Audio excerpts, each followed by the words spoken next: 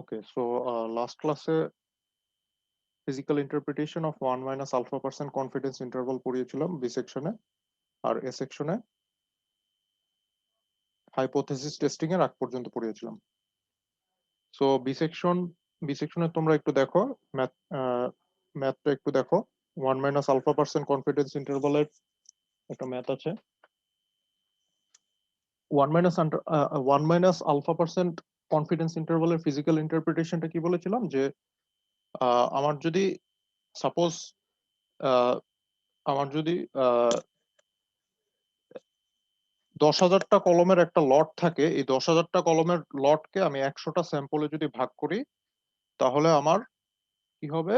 এই 100টা স্যাম্পলের প্রত্যেকটা স্যাম্পলে কয়টা করে প্রোডাক্ট পড়বে? 100টা করে প্রোডাক্ট পড়বে। এখন এই 10,000টা কলমের একটা মিন থাকবে। এই 10,000টা কলমের মিনটাকে আমি বলছি মিউ, অর্থাৎ আমার টোটাল লটের যে প্রোডাক্ট গুলো আছে সেই প্রোডাক্টের ডাইমেনশনের যে মিন, সেটাকে বলছি মিউ, মিন মিউ। টাকা তো নাই।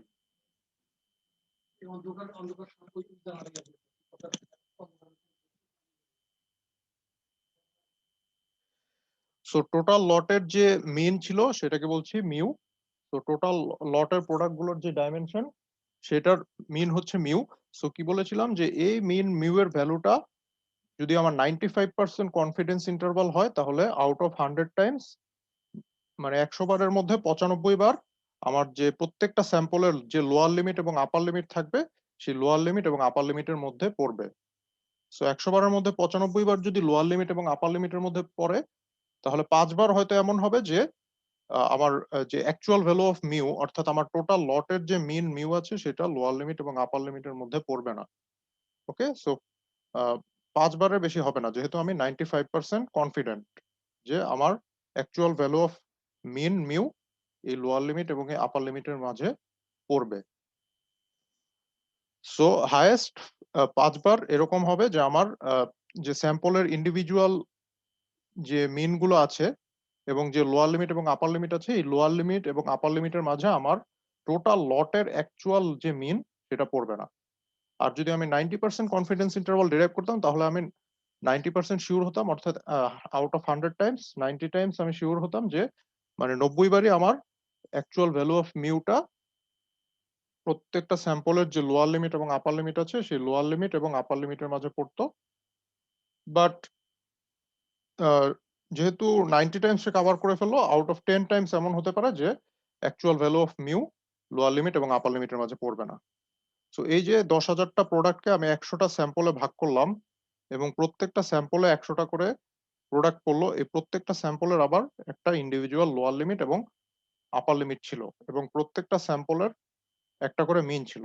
সো এই জিনিসটা একটু মনে রাখতে হবে যে আমার যে স্যাম্পলের যে মিন এবং টোটাল লটের যে মিন, এই দুটো একটু ডিফারেন্ট। টোটাল লটের মিন কোনটা?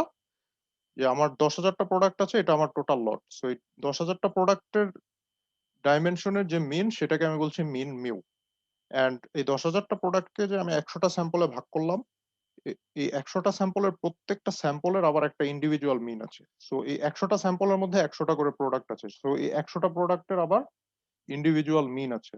সো এই প্রত্যেকটা স্যাম্পলের ইন্ডিভিজুয়াল মিনকে আমি বলছি mean mu one, mu two, mu three. First স্যাম্পলের মিন হচ্ছে মিউ ওয়ান, সেকেন্ড স্যাম্পলের মিন হচ্ছে মিউ টু, থার্ড স্যাম্পলের মিন হচ্ছে মিউ থ্রি। এভাবে প্রত্যেকটা স্যাম্পলের আলাদা আলাদা করে একটা মিন থাকবে। সো এগুলো হচ্ছে স্যাম্পল মিন। আর মিউটা কি? মিউটা হচ্ছে টোটাল লটের যে মিন, সেটা হচ্ছে মিউ। ওকে, সো 95% কনফিডেন্স ইন্টারভালের ফিজিক্যাল ইন্টারপ্রিটেশনটা কি ছিল? Out of 100 Times 95 Times actual value of mu প্রত্যেকটা স্যাম্পলের লোয়ার লিমিট এবং আপার লিমিটের মধ্যে থাকবে। ওকে,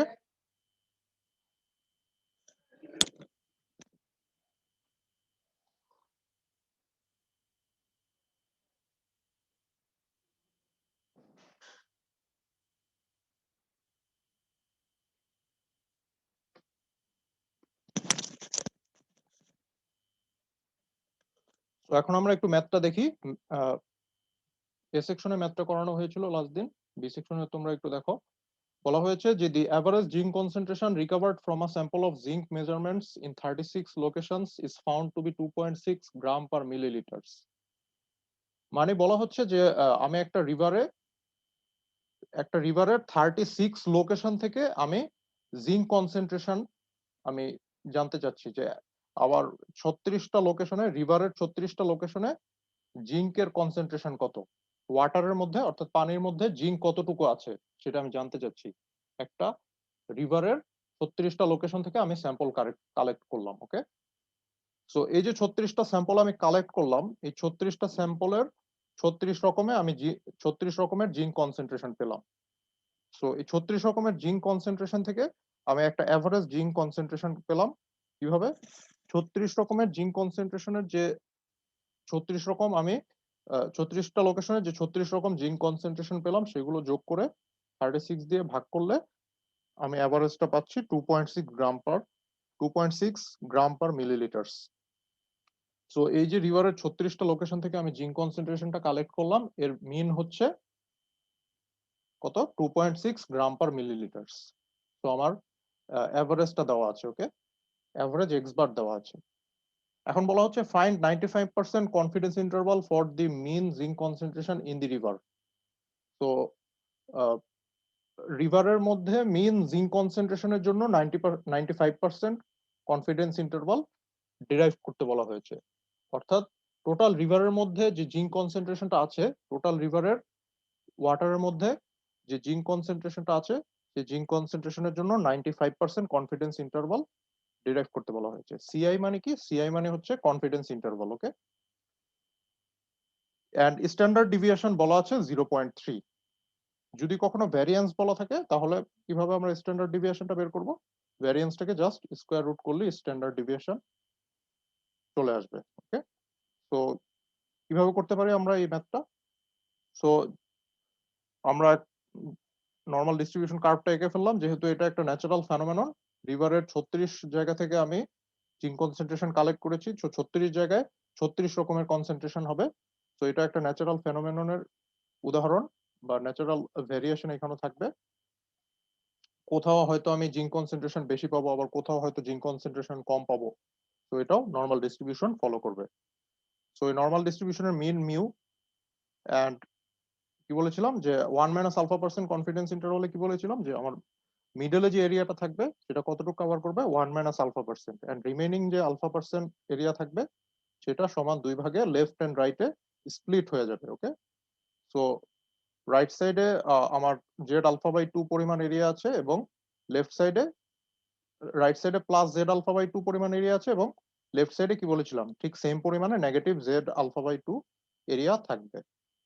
ওকে, যেহেতু এটা একটা symmetrical curve. Okay, so right সাইডে যতটুকু জেড এর ভ্যালু থাকবে, লেফট সাইডে ঠিক ততটুকু নেগেটিভ জেড এর ভ্যালু থাকবে। তো জেড এর এই ভ্যালুগুলো কিভাবে ক্যালকুলেট করেছিলাম আমরা? স্ট্যান্ডার্ড নরমাল টেবিল থেকে। ওকে, সো আবার যেহেতু 95% কনফিডেন্স ইন্টারভাল ডিরাইভ করতে বলা হয়েছে, সো 1 - আলফা ইকুয়াল টু কত? 95% অর 0.95। এখান থেকে আমি আলফার ভ্যালু কত পাচ্ছি? 0.05। তো আলফার ভ্যালু যদি 0.05 হয় তাহলে আলফা বাই 2 কত? 0.025। So average zinc concentration x bar, এটা কোশ্চেনে দেওয়া আছে 2.6 gram per milliliters. Then standard deviation sigma দেওয়া আছে কত? 0.3। নাম্বার অফ স্যাম্পল কত? আমি 36 জায়গা থেকে জিঙ্ক কনসেন্ট্রেশন কালেক্ট করেছি, সো আমার নাম্বার অফ স্যাম্পল হচ্ছে n equal to 36। Okay, then Z alpha by 2 equal to 1.96। অর্থাৎ এই পয়েন্টটাতে যে জেড এর ভ্যালুটা সেটা হচ্ছে 1.96। এটা কোথা থেকে পেলাম? নর্মাল টেবিল থেকে পেয়েছিলাম। কিভাবে নর্মাল টেবিল থেকে বের করেছিলাম? বলেছিলাম যে জেড এর যে ভ্যালুটা নর্মাল টেবিলে থাকে সেটা কোন এরিয়াটুকু কভার করে? জেড এর লেফটের এরিয়াটুকু। তো আমাকে দেখতে হবে জেড এর লেফটে কতটুকু এরিয়া আছে।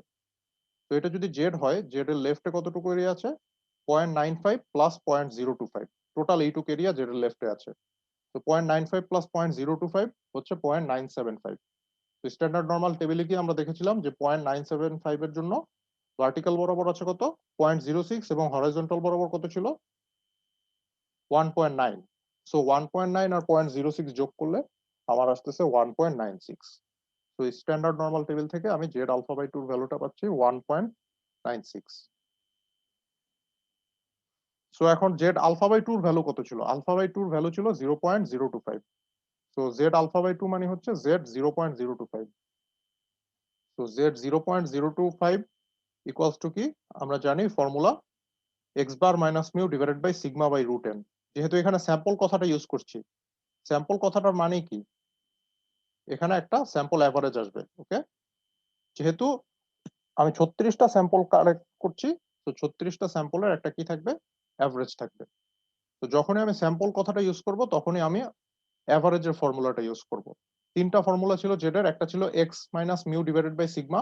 যখন কোনো স্যাম্পল অথবা কোনো অ্যাভারেজের কথা বলা থাকবে না, তখন simply z equal to x minus mu by sigma. আর যখন স্যাম্পল এন এর কথা বলা থাকবে তখন হচ্ছে একটা মিন চলে আসবে, অর্থাৎ আমার স্যাম্পল গুলোর যে একটা মিন আছে সেই মিনের যে ফর্মুলা সেটা আমরা ইউজ করব, অর্থাৎ Z equal to X bar minus mu divided by sigma by root N. আরেকটা কি ছিল? আরেকটা ছিল যে জেড এর যে মেইন কার্ভটা, অর্থাৎ মিন 0 এন্ড ভ্যারিয়েন্স 1। তো এই যে তিনটা কার্ভ ছিল। ফার্স্ট এটা ছিল mean mu and variance sigma square, তারপরটা ছিল mean mu and variance sigma square by n, তারপরটা ছিল আমার যে transform variable or standard normal z, যার মিন ছিল 0 এবং স্ট্যান্ডার্ড ডিভিয়েশন 1। তো এখানে যেহেতু স্যাম্পল কালেক্ট করলাম আমি 36 লোকেশন থেকে, তো এখানে আমার স্যাম্পল অ্যাভারেজের ফর্মুলাটা ইউজ করলাম X bar minus mu divided by sigma by root N. এখন ভ্যালুগুলো যদি বসিয়ে দিই তাহলে জেড 0.025 এর ভ্যালু স্ট্যান্ডার্ড নরমাল টেবিল থেকে পাচ্ছি 1.96 ইকুয়ালস টু কত? এক্স বার মানে কত? 2.6 মাইনাস মিউ, মিউ এর ভ্যালুটাই আমরা বের করতে যাচ্ছি, divided by sigma by root N. Standard deviation sigma হচ্ছে 0.3 divided by root over N মানে হচ্ছে 36, সো রুট 36 মানে হচ্ছে 6। এখন আমার 95% কনফিডেন্স ইন্টারভালটা কি ছিল? X bar minus Z alpha by two into sigma by root N less than mu less than X bar plus Z alpha by two into sigma by root N. এটা ছিল আমার 95% কনফিডেন্স ইন্টারভাল। ওকে, so এখানে ভ্যালুগুলো বসানো হয়নি, so ভ্যালুগুলো বসিয়ে যে লিমিটটা পাওয়া যাবে সেটাই হচ্ছে আমার আনসার। সো ভ্যালুগুলো পরীক্ষায় আসলে অবশ্যই ভ্যালুগুলো বসে ক্যালকুলেট করতে হবে। কিভাবে? এখানে আমি এক্স বারের ভ্যালু জানি কত? 2.6। দেন জেড আলফা বাই টু এর ভ্যালু জানি 1.96, সিগমার ভ্যালু জানি 0.3, এন এর ভ্যালু জানি 36। তো এখানে ভ্যালুগুলো বসিয়ে দিলে লোয়ার লিমিটটা পেয়ে যাব। দেন মিউ এর ভ্যালুটা কোথা থেকে পাবো? মিউ এর ভ্যালুটা পাবো এখান থেকে, এই যে Z equal to x minus mu divided by sigma by root N. এখানে যে মিউ এর যে ভ্যালুটা আছে, শুধু মিউটা আননোন, এখানে বাকি সবই নোন। তো মিউ এর ভ্যালুটা এখান থেকে চলে আসবে। তো এখান থেকে মিউ এর ভ্যালুটা এখানে বসাবো। দেন হচ্ছে x bar plus Z alpha by two into sigma by root n. So x bar এর ভ্যালু জানি 2.6, z alpha by two 1.96, standard deviation sigma 0.3, and sample number কত? N equal to 36। তো এখানে বসালে আপার লিমিটটাও পেয়ে যাব। তো লোয়ার লিমিট পেয়ে গেলাম, আপার লিমিট পেয়ে গেলাম, মিউ এর ভ্যালু পেয়ে গেলাম। তো এই যে অসমতাটা আসতেছে এটাই হচ্ছে আমার অ্যান্সার, এটাই হচ্ছে আমার 95% কনফিডেন্স ইন্টারভাল। ওকে, এখন যদি maximum difference or maximum error from mean চাওয়া হয়, maximum difference or maximum error মানে কি? মিন থেকে কতটুকু সে ডিভিয়েট করতেছে, মিন থেকে কতটুকু ডিভিয়েট করতেছে, Z alpha by two into sigma by root N. আমরা যদি লোয়ার লিমিটের দিকে একটু খেয়াল করি তাহলে দেখতে পাচ্ছি যে মিন থেকে Z alpha by two into sigma by root N পরিমাণ কম আছে। আর যদি আপার লিমিটের দিকে খেয়াল করি তাহলে z alpha by two mean থেকে Z alpha by two into sigma by root N পরিমাণ বেশি আছে। অর্থাৎ আমার ডিফারেন্সটা আলটিমেটলি কত হচ্ছে? Z alpha by two into sigma by root N পরিমাণ ডিফারেন্সটা আমার কম বেশি হচ্ছে। তো আমার maximum difference or maximum mean, sorry maximum error from mean, এটার ফর্মুলা হচ্ছে maximum error equals to z alpha by two into sigma by root N. তো পরীক্ষায় যদি ম্যাক্সিমাম এরর জানতে চাওয়া হয় আর ম্যাক্সিমাম ডিফারেন্স ফ্রম মিন জানতে চাওয়া হয় তাহলে আমরা এই ফর্মুলাটা ইউজ করবো। অর্থাৎ যেহেতু Z alpha by two into sigma by root N পরিমাণ কম হচ্ছে আবার বেশি হচ্ছে, লোয়ার লিমিটে কম হচ্ছে এবং আপার লিমিটে বেশি হচ্ছে, সো আমার এটাই হচ্ছে আমার এরর, যে মিন থেকে এইটুকুই কম বেশি হচ্ছে। সো জেড আলফা বাই টুর ভ্যালু এখানে আমরা জানি 1.96, সিগমার ভ্যালু জানি 0.3, অ্যান্ড এন এর ভ্যালু জানি 36। এই ভ্যালুগুলো বসিয়ে দিলে এখানে ম্যাক্সিমাম এরর পাওয়া যাবে।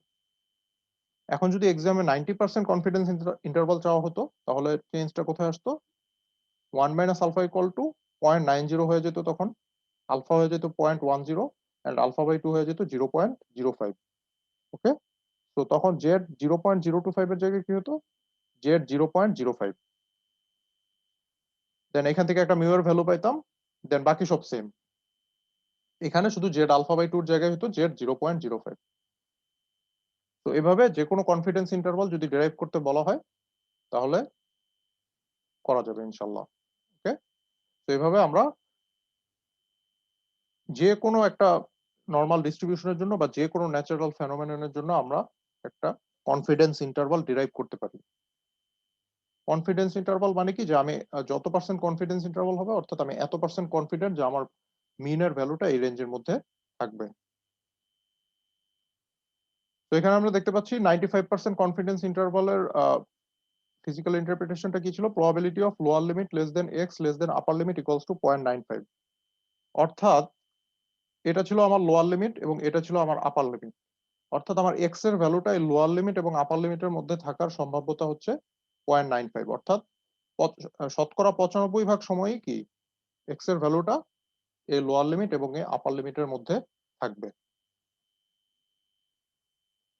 তো এটা ছিল আমাদের probability distribution chapter. So probability distribution চ্যাপ্টারে আমরা কি কি কভার করলাম? ফার্স্টে আমরা ইন্টিজার র্যান্ডম ভেরিয়েবলের ডিস্ট্রিবিউশন গুলো দেখলাম, বাইনোমিয়াল এন্ড জিওমেট্রিক ডিস্ট্রিবিউশন দেখলাম, দেন পয়সন ডিস্ট্রিবিউশন দেখলাম।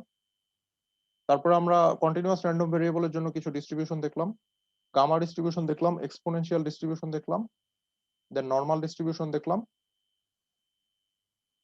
তো এটা ছিল আমাদের প্রবাবিলিটি ডিস্ট্রিবিউশন চ্যাপ্টার। তো প্রবাবিলিটি ডিস্ট্রিবিউশন চ্যাপ্টারটা এখানেই শেষ হয়ে গেল। এখন একটা নতুন চ্যাপ্টার আমরা স্টার্ট করব, সেই চ্যাপ্টারটার নাম হচ্ছে হাইপোথেসিস টেস্টিং। তো হাইপোথেসিসটা কি? হাইপোথেসিসটা হচ্ছে বেসিক্যালি একটা অ্যাজাম্পশন। ওকে, যে অ্যাজাম্পশনটা প্রুভেন না, অর্থাৎ প্রমাণিত না। যেমন কি আমরা ক্লাস 7 or 8 যখন উপপাদ্য পড়ে আসছি, উপপাদ্যটা কি আমরা প্রমাণ করে আসছি। তো প্রথমে একটা কি ছিল, উপপাদ্যের একটা সাধারণ নির্বাচন ছিল। তো সেই সাধারণ নির্বাচনটা কিন্তু প্রুভেন না। যখন আমি একটা সাধারণ নির্বাচন বললাম যে ত্রিভুজের যে কোনো দুই বাহুর মধ্যবিন্দুর সংযোজক রেখাংশ তৃতীয় বাহুর সমান্তরাল এবং দৈর্ঘ্য তার অর্ধেক, এরকম একটা উপপাদ্য পড়ে আসছি না আমরা ক্লাস 7-এ? মনে পড়ে কারো?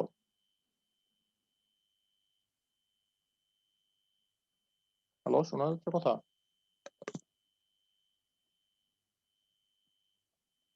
হ্যালো? ইয়েস জি স্যার, শোনা স্যার। যাচ্ছে।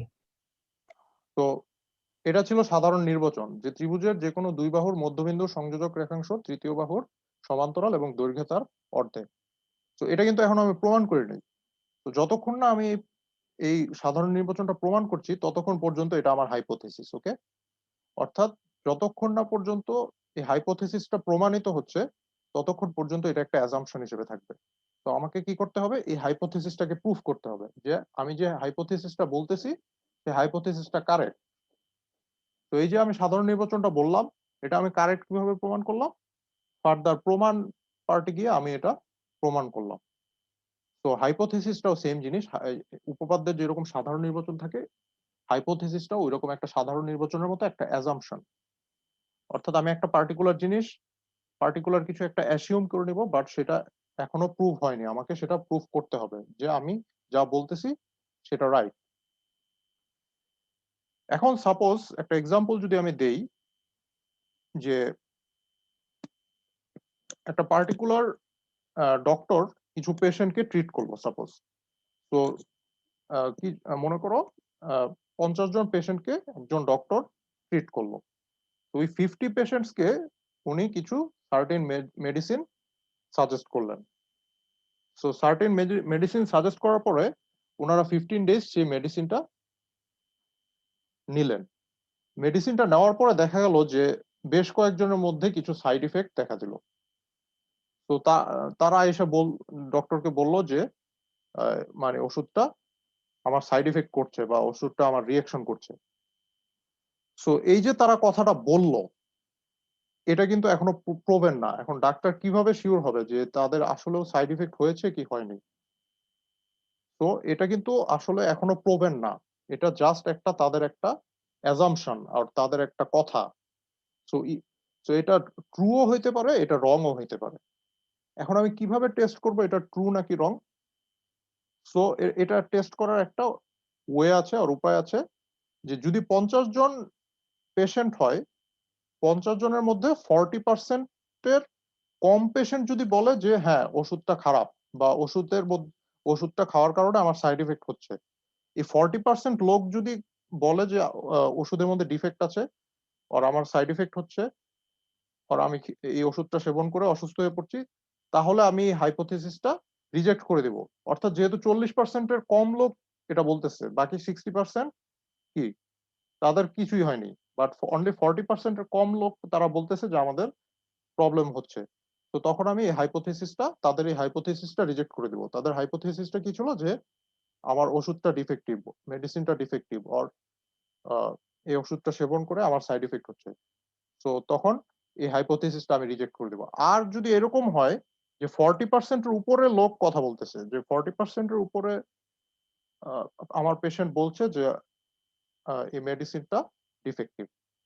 তখন আমি এই হাইপোথিসিসটা আমি রিজেক্ট করতে পারব না। যেহেতু 40% এর উপরে লোক বলতেছে যে তাদের সবার এরকম প্রবলেম হচ্ছে। তো তখন আমাকে দেখতে হবে যে আসলেই আমার ওষুধটা ডিফেক্টিভ কিনা। তো এই যে পেশেন্টরা একটা কথা বলল যে আ মেডিসিনটা ডিফেক্টিভ অর প্রবলেম হচ্ছে তাদের। তো এটাই হচ্ছে একটা হাইপোথিসিস। তো যেকোনো টাইপের একটা অ্যাজাম্পশন অর যেকোনো টাইপের একটা কথা, এটা একটা হাইপোথিসিস হইতে পারে। সো আমাকে কি করতে হবে? এই হাইপোথিসিসটাকে প্রুফ করতে হবে। যে আমি যে হাইপোথিসিসটা দিচ্ছি সেই হাইপোথিসিসটা ট্রু। ওকে? তো এখানে আমরা হাইপোথিসিস এর ডেফিনিশনটা দেখি। What is a hypothesis? বলা হচ্ছে ইট ইস অ্যান অ্যাজাম্পশন।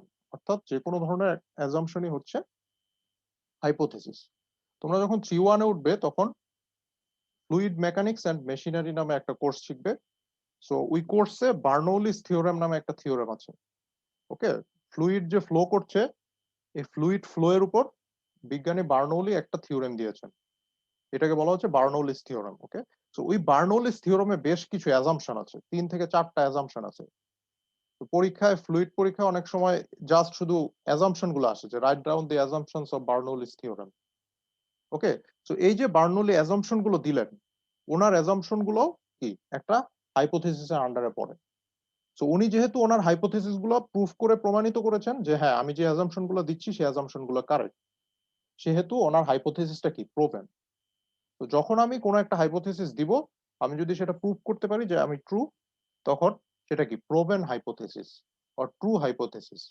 আর যদি আমি প্রমাণ করতে ব্যর্থ হই, তাহলে সেটা হচ্ছে wrong hypothesis or incorrect hypothesis. So it is not proven. হাইপোথিসিসটা আমি জাস্ট বললাম। তো এটা এখনো প্রুভেন না। ইট ইজ অ্যান অ্যাজাম্পশন, এটা একটা অনুমান। It may be true or wrong. So এই অনুমানটা ট্রু ও হইতে পারে, রং ও হইতে পারে। ওকে? So hypothesis is an assumption regarding some parameters of a population. So একটা পার্টিকুলার পপুলেশন থেকে একটা পার্টিকুলার পপুলেশনের কিছু প্যারামিটার নিয়ে আমি যে অ্যাজাম্পশনটা দিব সেটাকে আমি বলছি hypothesis. As for example, the mean of diameters of the shafts is 1.6 inch. Suppose মনে করো তোমার কাছে 100টা শ্যাফট আছে। শ্যাফট চিনি আমরা সবাই। শ্যাফট হচ্ছে সিলিন্ড্রিক্যাল যে রড গুলা থাকে এগুলাকে বলা হয় শ্যাফট। সো এই যে 100টা শ্যাফট আছে, 100টা শ্যাফটের 100 রকম ডায়ামিটার। ওকে? তো এই ১০০ রকম শ্যাফটের ১০০ রকম ডায়ামিটার থেকে আমি একটা মিন ডায়ামিটার পাবো। ১০০ টা শ্যাফটের ডায়ামিটারকে যোগ করে যদি ১০০ দিয়ে ভাগ দেই, তাহলে মিন ডায়ামিটার পাবো। সাপোজ আমি মিন ডায়ামিটার পেলাম 1.6 ইঞ্চ। তো এখান থেকে আমি আ কনক্লুশন এ চলে গেলাম যে আমার যে পপুলেশন আছে, যে শ্যাফটের যে পপুলেশনটা আছে, এই শ্যাফটের পপুলেশনের মিন ডায়ামিটার হচ্ছে 1.6 ইঞ্চ। তো এটা একটা হাইপোথিসিস হয়ে গেল। আমি কি দিলাম? একটা অ্যাজাম্পশন দিলাম যে যেহেতু আমার টোটাল পপুলেশনের ডায়ামিটার বা টোটাল পপুলেশনের শ্যাফটের ডায়ামিটার এভারেজ ডায়ামিটার 1.6 ইঞ্চ। সুতরাং প্রত্যেকটা শ্যাফটের ডায়ামিটারই কি 1.6 ইঞ্চ। তো এটা আমার একটা অ্যাজাম্পশন হইলো। সুতরাং এটা একটা হাইপোথিসিস এর এক্সাম্পল। তো এখন কি করতে হবে? এই হাইপোথিসিসটা আমাকে প্রুফ করতে হবে। যদি আমি প্রুফ করতে পারি তাহলে এটা হবে ট্রু হাইপোথিসিস। আর যদি প্রুফ না করতে পারি তাহলে হবে কি wrong hypothesis or incorrect hypothesis. So বলা হচ্ছে hypothesis before being accepted or rejected must be tested because this is an assumption. তো যেহেতু এটা একটা অ্যাজাম্পশন, সুতরাং এটা এই অ্যাজাম্পশনটা অ্যাকসেপ্ট অর রিজেক্ট করার আগে অবশ্যই কি করতে হবে, টেস্ট করে দেখতে হবে যে এটা কি ট্রু নাকি wrong. How to test the hypothesis, কিভাবে আমরা একটা হাইপোথিসিস টেস্ট করতে পারি? This is done by drawing a sample from the population. If one sample is taken from the population and it is assumed that its dia is 4.5 inch, then it can be wrong because the experiment was tested on 60 samples. আচ্ছা, এখানে একটা example দেওয়া হয়েছে। Suppose তোমার কাছে 100টা শ্যাফটের একটা population আছে, এর থেকে তুমি 60টা শ্যাফটের একটা স্যাম্পল নিলে। সো তোমার স্যাম্পল সাইজ কত? n equal to 60। সো এই 60টা স্যাম্পল নিয়ে তুমি এই 60টা শ্যাফটের ডায়ামিটারের এভারেজ নিলে।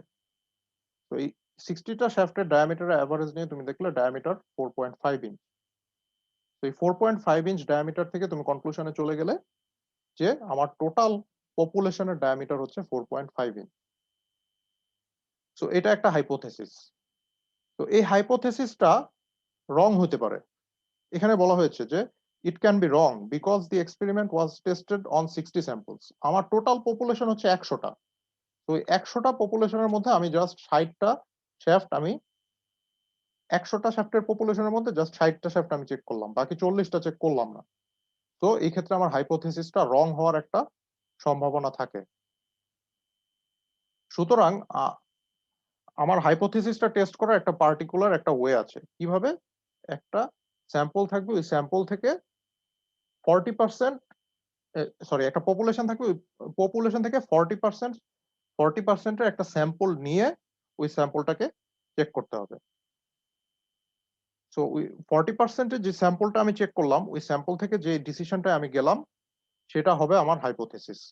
তো সেই হাইপোথিসিসটাকে দেন আমাকে প্রুফ করতে হবে যে রং কি রাইট। সো হাইপোথিসিসটা টেস্ট করার উপায় কি? আমার যে পপুলেশনটা থাকবে সেই পপুলেশন থেকে একটা পার্টিকুলার স্যাম্পল ড্র করে সেই পার্টিকুলার স্যাম্পলের জন্য আমি একটা হাইপোথিসিস দিব। যেমন আমার 100টা শ্যাফটের একটা লট ছিল, আর পপুলেশন ছিল, সেই 100টা শ্যাফটের লট থেকে আমি 60টা শ্যাফট নিয়ে তার এভারেজ ডায়ামিটার মেজার করলাম 4.5 ইঞ্চ। তো এখান থেকে আমি কনক্লুশনে গেলাম যে আমার টোটাল পপুলেশনের ডায়া হচ্ছে 4.5 ইঞ্চ। সো এই হাইপোথিসিসটা রং হতে পারে, কারণ কি? এই হাইপোথিসিসটা অনলি 60টা স্যাম্পলের উপর কি করা হয়েছে? টেস্ট করা হয়েছে। সো হাইপোথিসিসটা চেক করার উপায় কি? পপুলেশন থাকবে, পপুলেশন থেকে একটা স্যাম্পল আমি ড্র করব, দেন এক্সামাইন দি স্যাম্পল। যে স্যাম্পলটা আমি নিলাম সেই স্যাম্পলটাকে আমি চেক করব, দেন সেই স্যাম্পলটা থেকে আমি হাইপোথিসিসটা অ্যাকসেপ্ট করব আর রিজেক্ট করব।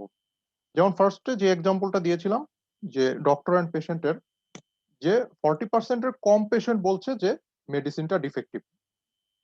যেহেতু 40%-এর কম লোক বলছে যে মেডিসিনটা ডিফেক্টিভ, তো আমরা হাইপোথিসিসটা কি রিজেক্ট করে দিতে পারি, যেহেতু আমার লোক সংখ্যা খুব কম, খুব কম সংখ্যক লোক বলতেছে যে মেডিসিনটা ডিফেক্টিভ।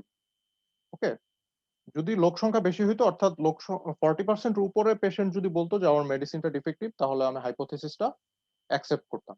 তো আমার নাম্বার অফ স্যাম্পল যত বাড়বে, আমার হাইপোথিসিসটা অ্যাকসেপ্ট হওয়ার সম্ভাব্যতা তত বাড়বে। তো এখানে যদি আমি 100টা পপুলেশনের 100টা শ্যাফটের পপুলেশনের মধ্যে যদি 60টা চেক না করে আমি 90টা চেক করতাম, তাহলে আমার হাইপোথিসিসটা ট্রু হওয়ার প্রবাবিলিটি আরো বেড়ে যেত। অর্থাৎ আমি 90টা চেক করে ফেলছি 100টার মধ্যে। তো আমার 90টা চেক করে যদি আমি ডিসিশন দিতাম যে আমার 90টা শ্যাফটের ডায়া 4.5 ইঞ্চ, সুতরাং 100টা পপুলেশনের 100টা শ্যাফটের পপুলেশনের ডায়া হবে 4.5 ইঞ্চ, তাহলে ওইটা আরো স্ট্রং হাইপোথিসিস হইতো, কারণ আমি নাম্বার অফ স্যাম্পল তখন বেশি নিয়েছি, বেশি সংখ্যক স্যাম্পলের উপর আমার চেকিংটা করেছি, বেশি সংখ্যক স্যাম্পলের উপর আমি চেক করেছি। তো নাম্বার অফ স্যাম্পল যত বেশি হবে, হাইপোথিসিসটা অ্যাকসেপ্ট হওয়ার সম্ভাব্যতা তত বেড়ে যাবে।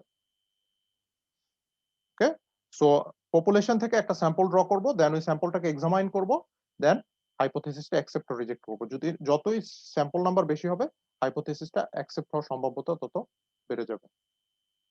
Because testing of a hypothesis is based on the sample, not on the population, decision may be true or wrong. এই কথাটা খুবই ইম্পর্টেন্ট। বলা হচ্ছে যে এই যে হাইপোথিসিসটা আমি টেস্ট করছি, এই হাইপোথিসিসটা আমি স্যাম্পলের উপর বেস করে টেস্ট করছি, অর্থাৎ একটা পপুলেশন আছে আমার কাছে, এই পপুলেশন থেকে পার্টিকুলার একটা স্যাম্পল নিয়ে আমি টেস্ট করতেছি। সুতরাং এই হাইপোথিসিসটা ট্রুও হইতে পারে আবার রংও হইতে পারে। ওকে, সো যেমন এক্সাম্পলে কি বলছিলাম যে 100টা শ্যাফটের একটা পপুলেশন আছে, সেখান থেকে আমি অনলি 60টা শ্যাফট নিয়ে টেস্ট করছি। তো যেহেতু একটা স্যাম্পল নিয়ে আমি টেস্ট করছি, সুতরাং আমার হাইপোথিসিসটা ট্রু হইতে পারে অথবা রং হইতে পারে। তো এই যে ট্রু অর রং হাইপোথিসিস হতে পারে, এখান থেকে দুইটা এরর পসিবল। তো হাইপোথিসিস টেস্টিং এর ক্ষেত্রে দুই ধরনের এরর পসিবল। একটা পসিবল এরর কি, যে আমার হাইপোথিসিসটা ট্রু বাট আমি হাইপোথিসিসটা রিজেক্ট করে দিলাম। অর্থাৎ ট্রু হাইপোথিসিসটা আমার অ্যাকসেপ্ট করার কথা ছিল বাট আমি হাইপোথিসিসটা রিজেক্ট করে দিলাম। এটা একটা এরর হইতে পারে। আরেকটা এরর কি হইতে পারে, যে আমার হাইপোথিসিসটা অ্যাকচুয়ালি রং ছিল বাট আমি হাইপোথিসিসটা অ্যাকসেপ্ট করে নিলাম। অর্থাৎ ভুল হাইপোথিসিসটা অ্যাকসেপ্ট করে নিলাম। এটা আরেকটা এরর হইতে পারে। তো ফার্স্ট যে এররটা বললাম যে ট্রু হাইপোথিসিসকে আমি রিজেক্ট করে দিচ্ছি, এটা হচ্ছে টাইপ 1 এরর বলা হয়। এন্ড সেকেন্ড যে হাইপোথিসিস, সেকেন্ড যে এররটা বলতেছি হাইপোথিসিস টেস্টিং এর ক্ষেত্রে, রং হাইপোথিসিসকে আমি অ্যাকসেপ্ট করে নিলাম। অর্থাৎ ভুল হাইপোথিসিসকে আমি অ্যাকসেপ্ট করে নিলাম। এটাকে বলা হচ্ছে টাইপ 2 এরর। ওকে, তো দুইটা error possible, type 1 error and type 2 error. So two possible errors, hypothesis is correct but we reject it. So hypothesis টা কারেক্ট ছিল কিন্তু আমরা সেটা রিজেক্ট করে দিলাম। আর নাম্বার 2 হচ্ছে hypothesis is not correct but we accept it. hypothesis টা correct না বাট আমরা তাও অ্যাকসেপ্ট করে নিচ্ছি। আচ্ছা, এটা কারণটা কি? hypothesis টা কারেক্ট না কিন্তু তাও আমরা কেন এটা অ্যাকসেপ্ট করব? এটার কারণটা হচ্ছে এটাই যে আমার টোটাল পপুলেশন হচ্ছে 100টা। 100টার মধ্যে আমি জাস্ট 60টা স্যাম্পল আমি চেক করছি। তো আমি কিন্তু আলটিমেটলি শিওর না যে আমার 100টা পপুলেশনের ডায়ামিটারই কি 4.5 ইঞ্চ হবে? আমি কিন্তু আদৌ শিওর না। কারণ আমার 40টা শ্যাফট বাকি রয়ে গেছে। ওই 40টা শ্যাফট আমি চেক করিনি। তো এটার একটা পসিবিলিটি থাকে যে ভুল হাইপোথিসিসটাকে আমি অ্যাকসেপ্ট করে নিতে পারি। যদি আমি 100টা পপুলেশনের মধ্যে 100টা শ্যাফটই যদি চেক করতাম, তাহলে আর এই ভুলটা হওয়ার সম্ভাব্যতাটা থাকতো না। এই ভুলটা আর হইতো না যে ভুল হাইপোথিসিসকে আমরা অ্যাকসেপ্ট করতেছি। যেহেতু একটা পপুলেশন থেকে পার্টিকুলার একটা স্যাম্পল আমরা চেক করতেছি, সুতরাং এই সম্ভাব্যতাটা থাকে যে হাইপোথিসিসটা কারেক্ট না কিন্তু আমরা সেটা অ্যাকসেপ্ট করে ফেললাম। So two types of possible errors কি কি হতে পারে? টাইপ 1 এরর হচ্ছে hypothesis is correct but we reject it, and type 2 error হচ্ছে hypothesis is not correct but we accept. এরপর বলা হচ্ছে the hypothesis that is tested is known as null hypothesis. অর্থাৎ যেই হাইপোথিসিসটাকে আমরা টেস্ট করতে চাচ্ছি সেটাকে বলা হচ্ছে নাল হাইপোথিসিস অর এইচ নট। তো নাল হাইপোথিসিসটাকে কি কি দ্বারা ডিনোট করা হচ্ছে? এইচ নট দ্বারা ডিনোট করা হচ্ছে। It is tested against another hypothesis called alternative hypothesis denoted by H1. তো যে হাইপোথিসিসটাকে আমরা টেস্ট করব সেটাকে আমরা বলছি নাল হাইপোথিসিস H নট, এবং এই নাল হাইপোথিসিসটাকে আমরা আরেকটা হাইপোথিসিসের এগেইনস্টে চেক করব, সেটাকে বলা হচ্ছে অল্টারনেটিভ হাইপোথিসিস H1। ওকে, তো দুইটা হাইপোথিসিস থাকবে। একটা হচ্ছে নাল হাইপোথিসিস, যে যে হাইপোথিসিসটাকে আমরা চেক করতে যাচ্ছি সেটা হচ্ছে আমার নাল হাইপোথিসিস। সেই হাইপোথিসিসটাকে আমি আরেকটা হাইপোথিসিসের এগেইনস্টে চেক করব, ওইটাকে বলা হচ্ছে অল্টারনেটিভ হাইপোথিসিস। যেমন একটা এক্সাম্পল দিলাম যে আমার 100টা শ্যাফট আছে, 100টা শ্যাফটের মিন হচ্ছে 15 ইঞ্চ বা 15 মিলিমিটার, যেটা বললাম সাপোজ। তো আমার নাল হাইপোথিসিস প্রপোজ করলাম যে মিউ ইকুয়ালস টু 15। সো আমার নাল হাইপোথিসিসের প্রপোজালটা কি, যে আমার মিন শ্যাফটের যে মিন ডায়া সেটা হচ্ছে 15 ইঞ্চ। তো এটা হচ্ছে আমার নাল হাইপোথিসিস। এখন এই হাইপোথিসিসটা যেহেতু আমি প্রপোজ করলাম, সুতরাং এই হাইপোথিসিসটা প্রুভেন না, এখনো প্রুভেন না, এটাকে প্রুভ করতে হবে। সো এই হাইপোথিসিসটাকে চেক করতে হবে অন্য আরেকটা হাইপোথিসিসের এগেইনস্টে, যেটাকে আমি বলছি অল্টারনেটিভ হাইপোথিসিস। তো আমার অল্টারনেটিভ হাইপোথিসিসটা কি? যেহেতু আমি বললাম যে 15 হবে, সুতরাং অল্টারনেটিভ হাইপোথিসিস আমি কি প্রমাণ করব, যে আইদার 15 হচ্ছে বড় হবে অথবা 15 হচ্ছে ছোট হবে, মানে 15 হবে না। সো যদি আমি H1 প্রুফ করতে পারি তাহলে আমার নাল হাইপোথিসিস কি হবে? রং হবে। আর যদি আমি H1 প্রুফ করতে না পারি তাহলে আমার নাল হাইপোথিসিস কারেক্ট হবে। অর্থাৎ মিউ এর ভ্যালু 15 হবে, এটা যদি আমি প্রুফ করতে পারি তাহলে আমার কি H নট কারেক্ট। আর যদি মিউ এর ভ্যালু 15 চেয়ে বড় অথবা 15 চেয়ে ছোট এটা দেখাইতে না পারি তাহলে আমার H নট কারেক্ট। আর যদি মিউ এর ভ্যালু 15 চেয়ে বড় অথবা 15 চেয়ে ছোট দেখাইতে পারি তাহলে আমার H1 কারেক্ট। ওকে, তো যেই হাইপোথিসিসটাকে টেস্ট করব সেটাকে বলা হচ্ছে কি নাল হাইপোথিসিস, এন্ড যে হাইপোথিসিসের এগেইনস্টে এই নাল হাইপোথিসিসটাকে চেক করব সেটাকে বলা হচ্ছে অল্টারনেটিভ হাইপোথিসিস। একটা এক্সাম্পলের সাহায্যে আমরা একটু দেখি। A medicine is believed to be 25% defective. বলা হচ্ছে একটু আগে যে এক্সাম্পলটা দিলাম সেই এক্সাম্পলটা এখানে দেওয়া আছে যে একটা মেডিসিন ডিফেক্টিভ হওয়ার সম্ভাব্যতা 25%, অর এটাকে যদি আমরা ফ্র্যাকশনে নেই 25/100 or 1/4, we can define H0 P equals to 1/4. তো আমার নাল হাইপোথিসিসটা কি, মেডিসিনটা 25% ডিফেক্টিভ, এটা হচ্ছে আমার নাল হাইপোথিসিস। এখন আমি এই হাইপোথিসিসটাকে চেক করব কিসের এগেইনস্টে, একটা অল্টারনেটিভ হাইপোথিসিসের এগেইনস্টে। তো আমার নাল হাইপোথিসিস ছিল P equal to 1/4, তো অল্টারনেটিভ হাইপোথিসিস কি হবে, P not equal to 1/4, অর্থাৎ 1/4 আমি বললাম 1/4, তো অল্টারনেটিভে আমি বলছি 1/4 না। তো 1/4 না এটা যদি আমি প্রমাণ করতে পারি তাহলে আমার যে নাল হাইপোথিসিস ছিল সেটা হবে কি, ইনকারেক্ট, অর আমরা নাল হাইপোথিসিসটাকে রিজেক্ট করে দেব। আর যদি আমরা অল্টারনেটিভটা প্রমাণ করতে না পারি যে P not equal to 1/4, তাহলে আমরা এই জিরোটা একসেপ্ট করব। সো P এর ভ্যালু যদি 1/4 না হয়, P এর ভ্যালু আইদার 1/4 এর চেয়ে বড় হবে অর 1/4 এর চেয়ে ছোট হবে। ওকে, so P is greater than 1/4, P is less than 1/4, এই দুইটার একটা প্রমাণ করতে পারলে আমার এই জিরো রিজেক্ট হবে। এক্সপার্টস অপিনিয়ন, এক্সপার্টরা কি বলছে যে আমার যদি 20 জন পেশেন্ট হয়, 20 জন পেশেন্টের মধ্যে মোর দেন 8 পেশেন্টস যদি বলে যে হ্যাঁ রেসপন্ড পজিটিভলি, মোর দেন 8 পেশেন্ট যদি বলে যে না আমার ওষুধটা ইয়ে না, ডিফেক্টিভ না, তাহলে আমরা এই জিরোটা রিজেক্ট করে দেব।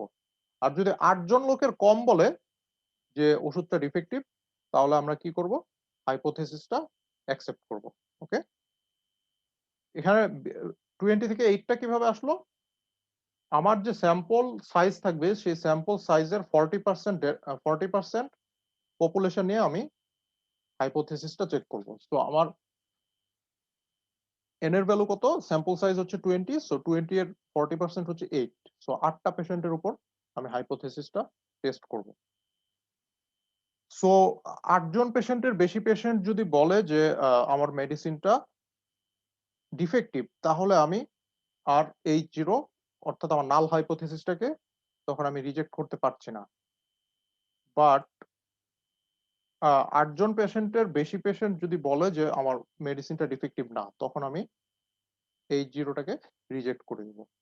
তো এই হাইপোথিসিসটা আমরা কিভাবে চেক করতে পারি, this fact is ডিপিক্টেড as follows. তো আমার এখানে 20 জন পেশেন্ট আছে, তো 8 পর্যন্ত একটা লাইন দেওয়া আছে, মানে কি 8 জনের কম পেশেন্ট যদি নেগেটিভলি রেসপন্স করে, 8 জনের কম পেশেন্ট যদি বলে যে মেডিসিনটা ডিফেক্টিভ, তাহলে কি হাইপোথিসিসটা ডু নট রিজেক্ট, অর্থাৎ রিজেক্ট করব না।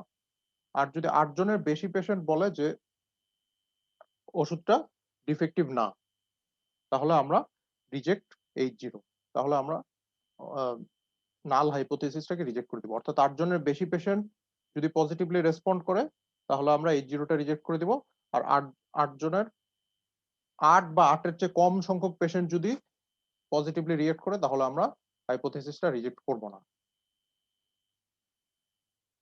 সো দুই ধরনের এরর এখানে অকার হইতে পারে বলেছিলাম, একটা হচ্ছে টাইপ 1 এরর আর একটা হচ্ছে টাইপ 2 এরর। টাইপ 1 এররটা কি, rejection of the null hypothesis when it is true, অর্থাৎ নাল হাইপোথিসিসটা আসলে ট্রু ছিল বাট আমরা সেটাকে রিজেক্ট করে দিলাম, এটা হচ্ছে টাইপ 1 এরর।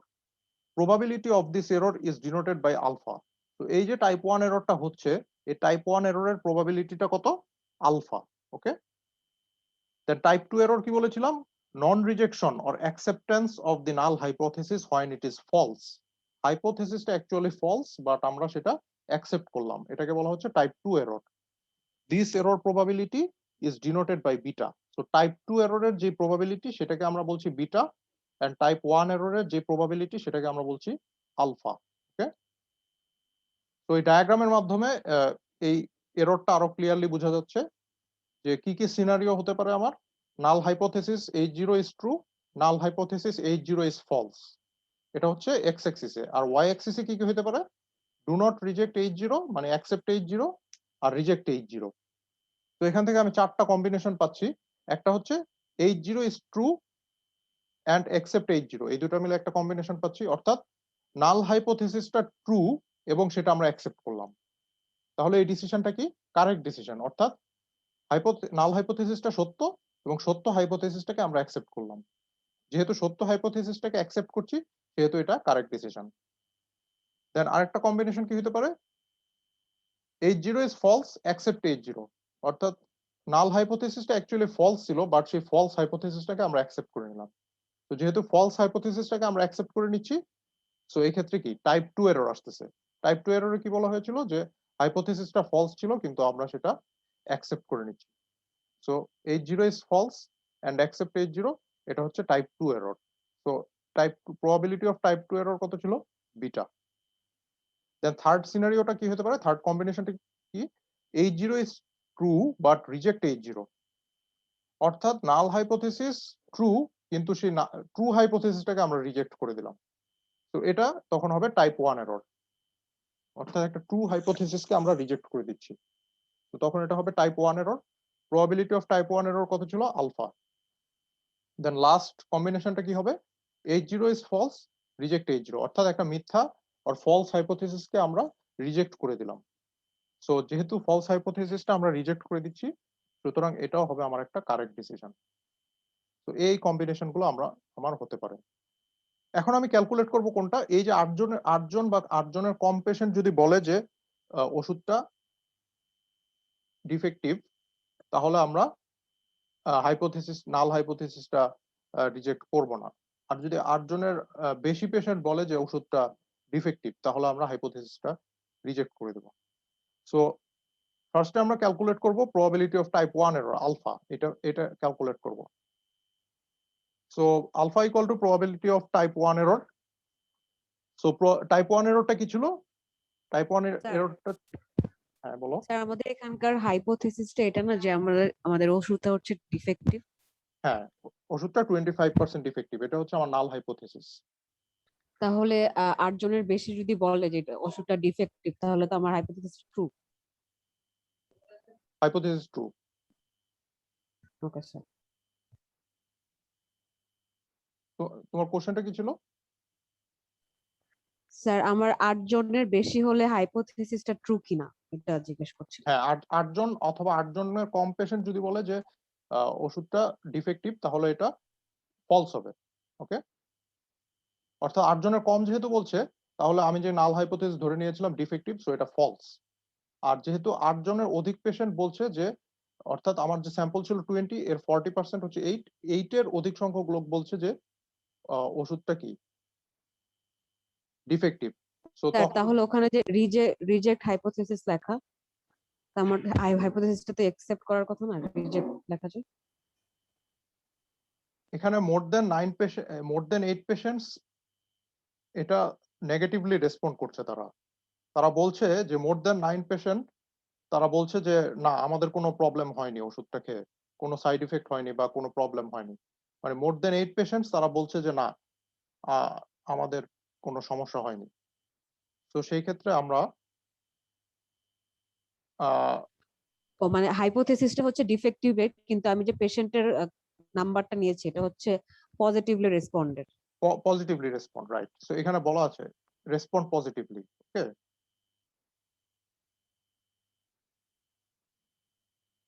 ওকে।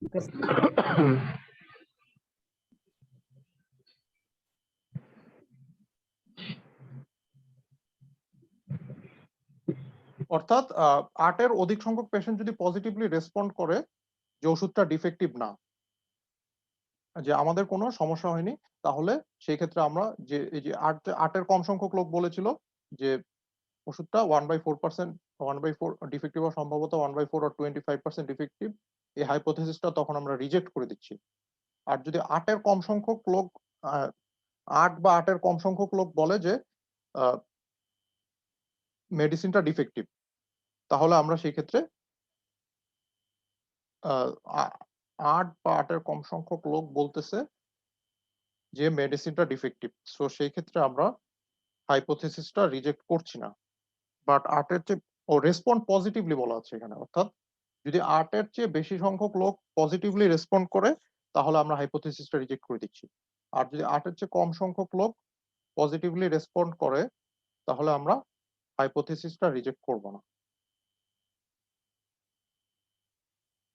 স্যার এখানে কি তাহলে হাইপোথেসিসের উপরে পজিটিভলি রেসপন্ড নাকি ওষুধটার উপর জন্য হচ্ছে পজিটিভলি রেসপন্ড, এটা কিভাবে বুঝবো স্যার? একটু দাঁড়াও, আমি একটু ভেবে নেই। এখানে একটু কনফিউশন আছে যে ডু নট রিজেক্ট এন্ড রিজেক্টের মধ্যে।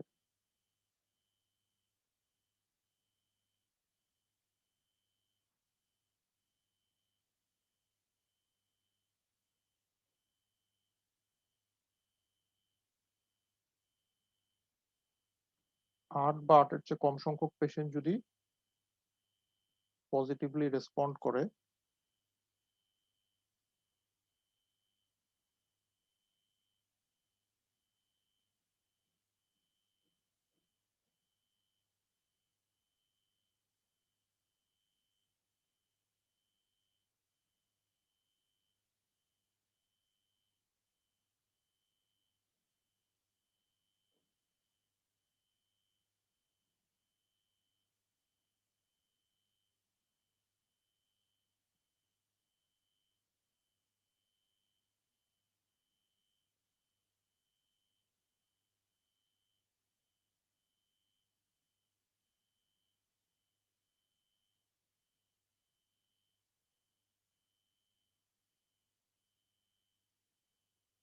Do not reject and reject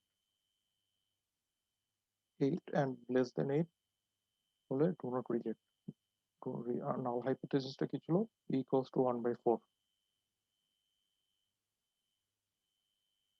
8 জনের কম পেশেন্ট বলছে যে ওষুধটা ডিফেক্টিভ।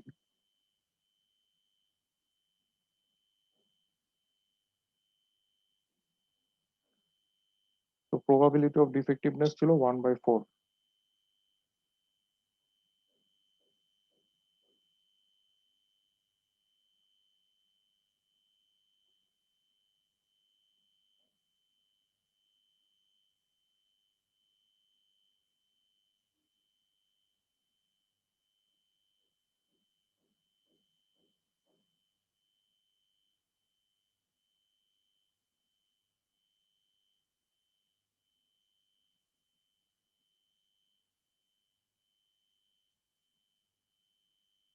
সো মোর দেন 9 পেশেন্ট, মোর দেন 8 পেশেন্ট যদি বলে যে হ্যাঁ, তাদের কোনো প্রবলেম হয়নি ওষুধটা নিয়ে, তাহলে এটা হবে রিজেক্ট নাল হাইপোথিসিস। অর্থাৎ তারা বলছে তাদের কোনো সমস্যা হয়নি, অর্থাৎ তারা পজিটিভলি রেসপন্ড করছে। সেই কারণে আমি নাল হাইপোথিসিসটা রিজেক্ট করতে পারছি না। তখন নাল হাইপোথিসিসটা কি ছিল? ওষুধটা ডিফেক্টিভ। যেহেতু 8 জনের বেশি লোক বলছে যে তাদের কোনো সমস্যা হয়নি, তারা পজিটিভলি রেসপন্ড করলো, সুতরাং সেই ক্ষেত্রে হাইপোথিসিসটা আমি রিজেক্ট করে দিলাম। যে 8 জনের কম লোক বলেছিল যে ওষুধটা ডিফেক্টিভ, 25% ডিফেক্টিভ। তো সেই ক্ষেত্রে আমি নাল হাইপোথিসিসটা রিজেক্ট করে দিলাম, কারণ 8 জনের বেশি লোক পজিটিভলি রেসপন্ড করলো যে না, তাদের কোনো প্রবলেম হয়নি। তো এটা তো স্যার বোঝা এখানে গেছে যে, যদি এটাও তো কোয়েশ্চেনে বোঝা যদি, গেছে যে 8 এর চেয়ে বেশি হলে কেন রিজেক্ট। জি স্যার এটা বুঝতে বাট পেরেছি। ডু নট রিজেক্ট কেন 8 এর চেয়ে কম হলে? স্যার কোয়েশ্চেনটা যদি থাকে যে রেসপন্ড পজিটিভলি, তাহলে আমরা কিভাবে বুঝবো যে এটা আসলে হাইপোথেসিসের পজিটিভ বোঝাচ্ছে নাকি হচ্ছে ওষুধটার জন্য পজিটিভ বোঝাচ্ছে? এখানে রেসপন্ড পজিটিভলি বলতে মানে মেডিসিনের জন্য বোঝাচ্ছে। স্যার এটা যদি কোয়েশ্চেনে থাকে তাহলে অলওয়েজ কি এটা এইভাবেই থাকবে নাকি হাইপোথেসিসের জন্য থাকতে পারে? হাইপোথিসিসের জন্য এটা বলে দেওয়া থাকবে কোশ্চেনে যে respond positively for the medicine or respond positively for the medicine, এভাবে বলা থাকবে। Okay sir. ঠিক আছে। তো এখানে একটা বিষয় ক্লিয়ার হলো না এখনো যে একটা বিষয় ক্লিয়ার যে মোর দেন 8 পেশেন্ট হলে আমরা হাইপোথিসিসটা রিজেক্ট করে দিচ্ছি। বাট 9 এর চেয়ে কম হলে ডু নট রিজেক্ট, এখানে H1 লিখো ব্র্যাকেটে। অর্থাৎ অল্টারনেটিভ হাইপোথিসিসটাকে আমরা রিজেক্ট করব না।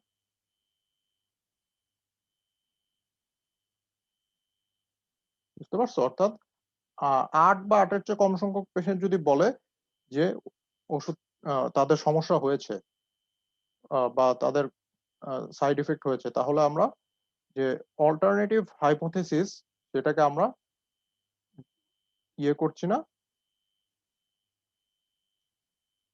বাদ দিয়ে দিচ্ছি না, আমরা নাল হাইপোথিসিসটাকে অ্যাকসেপ্ট করছি। আচ্ছা, আমরা একটু ক্যালকুলেশনটা দেখি, তারপর আমরা আরো ক্লিয়ার হবো। এখন কিছু লিখো না, এখন H1 না H0 এটা এখনো শিওর না। সো রিজেক্ট H0 এটা শিওর, বাট ডু নট রিজেক্টেডটা একটু কনফিউশন আছে।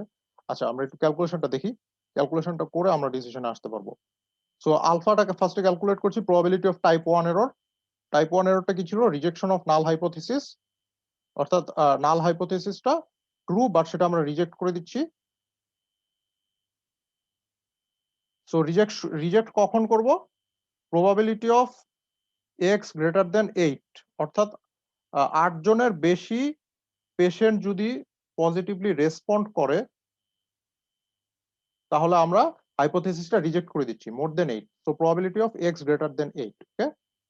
পয়েন্ট প্রবাবিলিটি ইকুয়ালস টু কত ছিল? 1/4। প্রবাবিলিটি কত ছিল? ডিফেক্টিভ হওয়ার প্রবাবিলিটি ছিল 1/4, ওকে। সো 8 এর চেয়ে বড় মানে কি? Sum of x equals to 9 to 20, অর্থাৎ 9 থেকে 20 পর্যন্ত sum of x equals to 9 to 20 p of x for p equals to 1/4, অর্থাৎ 9 থেকে 20 পর্যন্ত প্রবাবিলিটির সাম। এখন এটা কোন ডিস্ট্রিবিউশনের আন্ডারে পড়বে? বাইনোমিয়াল ডিস্ট্রিবিউশনের আন্ডারে পড়বে। কারণ কি? ওষুধটা আইদার ডিফেক্টিভ হতে পারে অথবা নন ডিফেক্টিভ হতে পারে। যেহেতু টু আউটকামস পসিবল, দুইটা আউটকাম পসিবল, সো এটা বাইনোমিয়াল ডিস্ট্রিবিউশনের আন্ডারে পড়বে। তো বাইনোমিয়াল ডিস্ট্রিবিউশনের ফর্মুলাটা কি ছিল? n factorial divided by x factorial into n minus x factorial p to the power x 1 minus p to the power n minus x, এটা ছিল না? সো এই ফর্মুলাতে যদি আমি ভ্যালুটা বসাই তাহলে কত পাচ্ছি? এই যে এখানে এই যে ক্যালকুলেশনটা দেখা যাচ্ছে, এটা হচ্ছে এই ক্যালকুলেশনটা, ঠিক আছে? তো এভাবে 9 থেকে 20 পর্যন্ত সবগুলো এভাবে ইন্ডিভিজুয়ালি ফর্মুলাতে বসায় বসায় যোগ করতে হবে আর কি। এই ক্যালকুলেশনটা এখানে সাইডে করা আছে। তো যদি আমি ফার্স্ট 9 বসাই তাহলে কত হবে? x এর ভ্যালু 9 বসাইলে x ফ্যাক্টোরিয়াল, অর্থাৎ 9 factorial divided by n factorial, মানে 20 factorial into n minus x factorial, মানে হচ্ছে n এর ভ্যালু 20, তো 20 minus 9 factorial p to the power x, p কত? 1/4, তার মানে 1/4 to the power 9 into 1 minus p। 1 minus p মানে কি? 1 minus 1/4 to the power n minus x, মানে 20 মাইনাস 9। তো এটা হচ্ছে x ইকুয়াল টু 9 এর জন্য। আবার x ইকুয়াল টু 10 এর জন্য কত হবে? এভাবে আরেকটা ইকুয়েশন পাবো। 11 এর জন্য আরেকটা ইকুয়েশন পাবো, 12 এর জন্য আরেকটা পাবো, 13 এর জন্য আরেকটা পাবো, এভাবে 20 পর্যন্ত মোট কয়টা ইকুয়েশন পাবো? 12টা ইকুয়েশন পাবো। এই 12টা ইকুয়েশন যোগ করলে আলটিমেটলি একটা রেজাল্ট আমার আসবে। কত আসে সেটা? সেই রেজাল্টটা এখানে বলা নাই আর কি। তো একটা রেজাল্ট আমি পাবো, ক্যালকুলেটরে বসাই দিলে একটা রেজাল্ট পাবো। তো ক্যালকুলেশনটা বোঝা গেছে কিভাবে? যে 9 থেকে 20 পর্যন্ত সবগুলো ইন্ডিভিজুয়ালি বাইনোমিয়াল ডিস্ট্রিবিউশনের ফর্মুলাতে বসিয়ে পরে যোগ করতে হবে, ঠিক আছে? তো এটা গেল type 1 error, alpha, probability of type 1 error. Then beta equals to probability of type 2 error. Probability of type 2 এররটা কি? অ্যাকসেপ্টেন্স অফ নাল হাইপোথিসিস, অর্থাৎ নাল হাইপোথিসিসটা অ্যাকসেপ্ট করব, ওকে।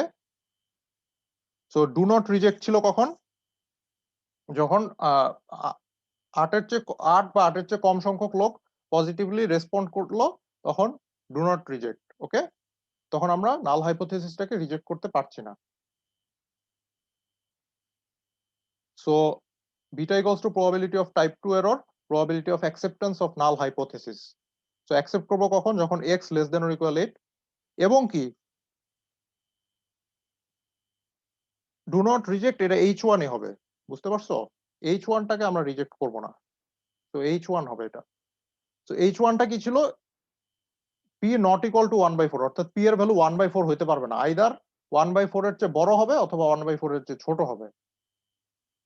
তো সাপোজ 1/4 এর চেয়ে বড় একটা ভ্যালু নিয়ে আমরা দেখি কি হয়। তো 1/4 এর চেয়ে বড় একটা ভ্যালু কি হতে পারে? 1/2 হইতে পারে। তো 1/2 নিয়ে দেখি কি হয়। 1/2 আর হাফ নিয়ে দেখি। সো হাফ নিয়ে আমরা ক্যালকুলেশন করলাম। So probability of x less than or equal 8 where p equals to half. So 0 থেকে 8 পর্যন্ত এই প্রবাবিলিটি গুলোর summation. So summation of x equals to 0 to 8 probability of x for p equals to half. যেহেতু আমরা alternative হাইপোথিসিসটাকে test করছি, সুতরাং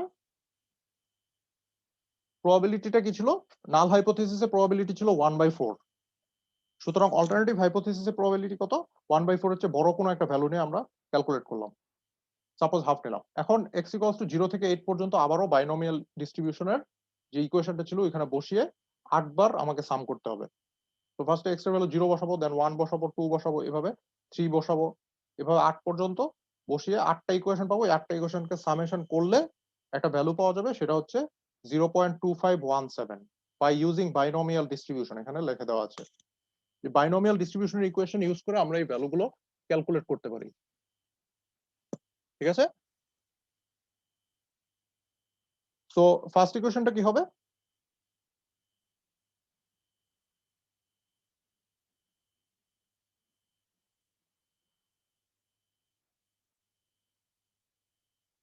anyone?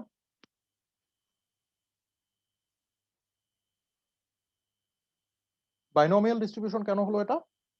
কারণ হচ্ছে আমার আউটকাম দুইটা, either defective or non defective. Okay, so first ইকুয়েশনটা কি হবে?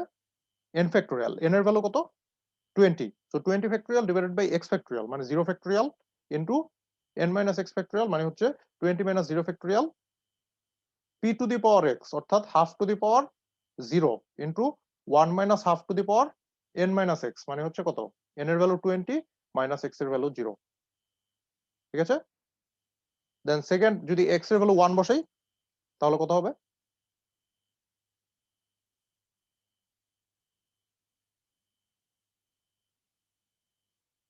বুঝা যাচ্ছে কি বলছি?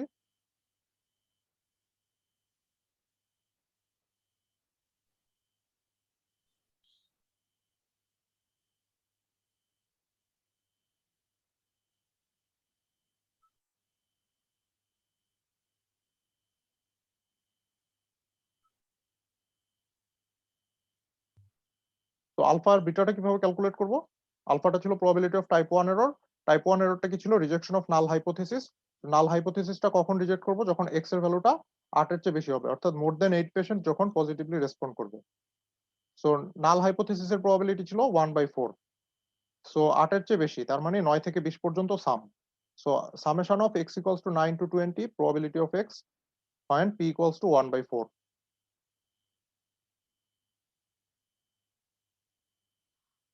সো 9, তো এখানে ক্যালকুলেশনটা একটু খেয়াল করো। রাইট সাইডের লেখাটা দেখা যাচ্ছে? Yes, sir. ক্লিয়ারলি দেখা যাচ্ছে? जी sir. এখানে দেখো n factorial by x factorial into n minus x factorial. n এর ভ্যালু কত? 20। তো 20 factorial divided by x factorial. x factorial কত? x এর ভ্যালু 9, সো 9 ফ্যাক্টোরিয়াল ইনটু হচ্ছে n মাইনাস x ফ্যাক্টোরিয়াল।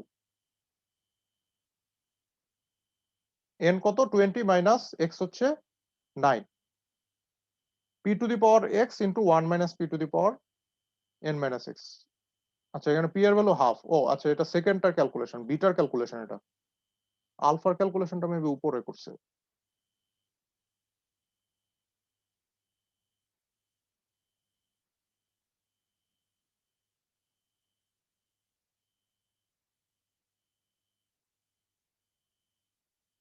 আচ্ছা, আলফার ক্যালকুলেশনটা দেখো।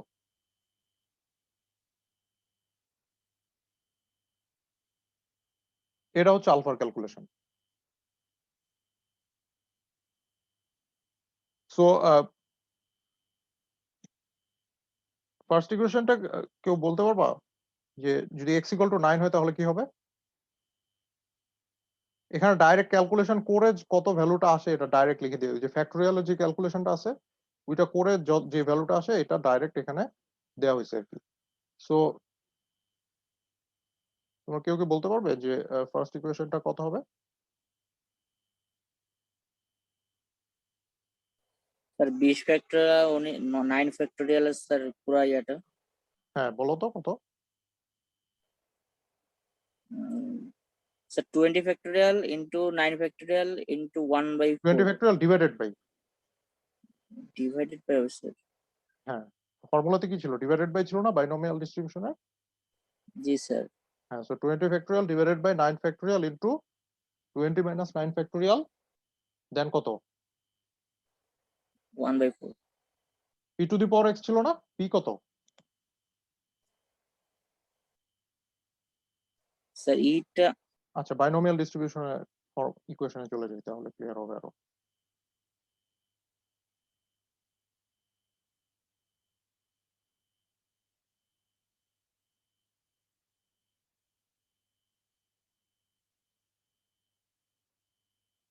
এটা ছিল বাইনোমিয়াল ডিস্ট্রিবিউশনের ইকুয়েশন। সো এক্স এর ভ্যালু 9 বসাও, এখানে কত হয়? এন এর ভ্যালু কত? 20 না?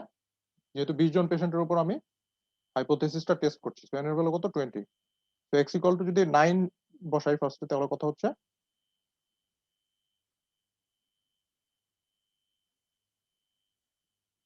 বলো, যে বলছিলে বলো। জি স্যার বুঝিনি স্যার কি বলছেন So the 20 factorial divided 20 by 9 factorial factorial. Hmm. 20 factorial minus 20 minus 9 factorial. তারপরে p to the power sir আপনার 9 স্যার এখানে হ্যাঁ, পি এর ভ্যালু কত? 1 by স্যার 4. p এর ভ্যালু 1/4 তাহলে 1/4 টু দি পাওয়ার 9 9, তারপরে 1 minus 1 by 4 to 1/4 the power 20. 20 minus n minus x ছিল না এখানে? 20 দেখা minus যায় n minus 9. x sir 20 minus 9 n minus x ছিল। একটু জুম করার কারণে দেখা যাচ্ছে না, জুম আউট করি তাহলে দেখা যাবে। এই যে n মাইনাস x ছিল, তাহলে 1 minus 1/4 to the power 20 minus 9, তার সাথে যোগ হবে কত? যেহেতু sum of x equal to 9 to 20 ছিল না, আমি তো শুধু 9 এরটা বের করলাম, তারপর কি 10 এরটা বের? স্যার 8 7 6 যা না আছে না না, সব 8 7 6 না, 9 থেকে 9 এর উপরের গুলা, 9 থেকে 20 পর্যন্ত। যেহেতু জি সাম স্যার অফ তাহলে x sir equal to 10 11 12 sir 9 to 20, হ্যাঁ, পরে x ইকুয়াল টু 10 এর জন্য আরেকটা ইকুয়েশন পাবো, 11 এর জন্য আরেকটা পাবো, 12 এর জন্য আরেকটা পাবো, এগুলো সব যোগ করে পরে একটা ভ্যালু পাবো। ঠিক আছে, সেই ভ্যালুটা মেবি হচ্ছে কত? 0.0409। তোমরা একটু চেক করে দেখো, এটা তোমাদের হোমওয়ার্ক, যে আসলে 0.00409 আসে কিনা। Sum of x equal to 9 to 20 বসিয়ে এই ভ্যালুটা আসে কিনা। ওকে, তো টাইপ 1 এরর পেলাম, probability of type 1 error alpha পেলাম এটা, আর প্রবাবিলিটি অফ টাইপ 2 এরর কোনটা ছিল? টাইপ 2 এরর কোনটা ছিল? যে নাল হাইপোথিসিসটাকে অ্যাকসেপ্ট করব, এটা হচ্ছে নাল হাইপোথিসিসটা ফলস, বাট সেটাকে আমরা অ্যাকসেপ্ট করছি। ওকে, তাহলে 8 জনের চেয়ে কম পেশেন্ট যদি বলে যে আমার ওষুধটা ডিফেক্টিভ, তাহলে হাইপোথিসিসটা কি অ্যাকচুয়ালি ফলস হওয়ার কথা ছিল না? 8 জনের কম পেশেন্ট বলছে ডিফেক্টিভ, তাহলে কি আমার রিজেক্ট করে দেওয়ার কথা ছিল না হাইপোথিসিসটা? Yes, sir. সো আমি হাইপোথিসিসটাকে অ্যাকসেপ্ট করতেছি, 8 জনের কম পেশেন্ট বলার পরেও আমি হাইপোথিসিসটা অ্যাকসেপ্ট করতেছি। সো এটা আমার কোন এরর হলো? যেহেতু 8 জনের কম পেশেন্ট বলার পরেও আমি হাইপোথিসিসটা অ্যাকসেপ্ট করতেছি, সো এটা টাইপ 2 এরর হয়ে গেল, অর্থাৎ হাইপোথিসিসটা ফলস, তারপরেও আমি হাইপোথিসিসটা অ্যাকসেপ্ট করতেছি। ওকে, আর ওইটা কি ছিল? আলফা কি ছিল? রিজেকশন অফ নাল হাইপোথিসিস, অর্থাৎ হাইপোথিসিসটা সত্য, কিন্তু তারপরও আমি কি করছি? হাইপোথিসিসটা রিজেক্ট করে দিচ্ছি, অর্থাৎ 8 জনের বেশি পেশেন্ট বললো যে ওষুধটা ডিফেক্টিভ, তারপরও আমি 80টাকে কি করে দিচ্ছি? রিজেক্ট করে দিচ্ছি। সো এখন ক্লিয়ার হয়েছে, বুঝতে পারছি। তো এটা মানে হচ্ছে বেসিক্যালি হাইপোথিসিসটা রিজেক্ট করে দিচ্ছি, নাল হাইপোথিসিসটা রিজেক্ট করে দিচ্ছি। 8 জনের বেশি পেশেন্ট যদি পজিটিভলি রেসপন্ড করে, অর্থাৎ 8 জনের বেশি পেশেন্ট যদি বলে যে ওষুধটা পজিটিভলি রেসপন্ড মানে কি? ওষুধটা ডিফেক্টিভ, তারা বললো পজিটিভলি রেসপন্ড করলো যে ওষুধটা ডিফেক্টিভ, তাহলে কি আলটিমেটলি ওষুধটা কি ডিফেক্টিভ হওয়ার কথা ছিল, যেহেতু 8 জনের বেশি বলছে। বাট আমরা এই ডিফেক্টিভটা কি, আমার নাল হাইপোথিসিস কি ছিল? ওষুধটা ডিফেক্টিভ। ঠিক আছে, সো হাইপোথিসিসটা অ্যাকসেপ্ট করার কথা ছিল, বাট আমরা সেটা রিজেক্ট করে দিচ্ছি। সো এই কারণে এখানে টাইপ 1 এরর হচ্ছে। আর সেকেন্ডটাতে কি ছিল? 8 জনের কম পেশেন্ট বললো যে ওষুধটা ডিফেক্টিভ, সো হাইপোথিসিসটা আমার রিজেক্ট করে দেওয়ার কথা ছিল, যেহেতু 8 জনের কম বললো ওষুধটা ডিফেক্টিভ, কিন্তু আমরা তা সত্ত্বেও হাইপোথিসিসটা অ্যাকসেপ্ট করে নিচ্ছি। সুতরাং এখানে টাইপ 2 এরর। তো এখানে কনফিউশনটা ক্লিয়ার হয়ে গেল যে কোনটা রিজেক্ট করব আর কোনটা রিজেক্ট করব না। সো এখানে রিজেক্ট H0 এখানে ব্র্যাকেটে লেখো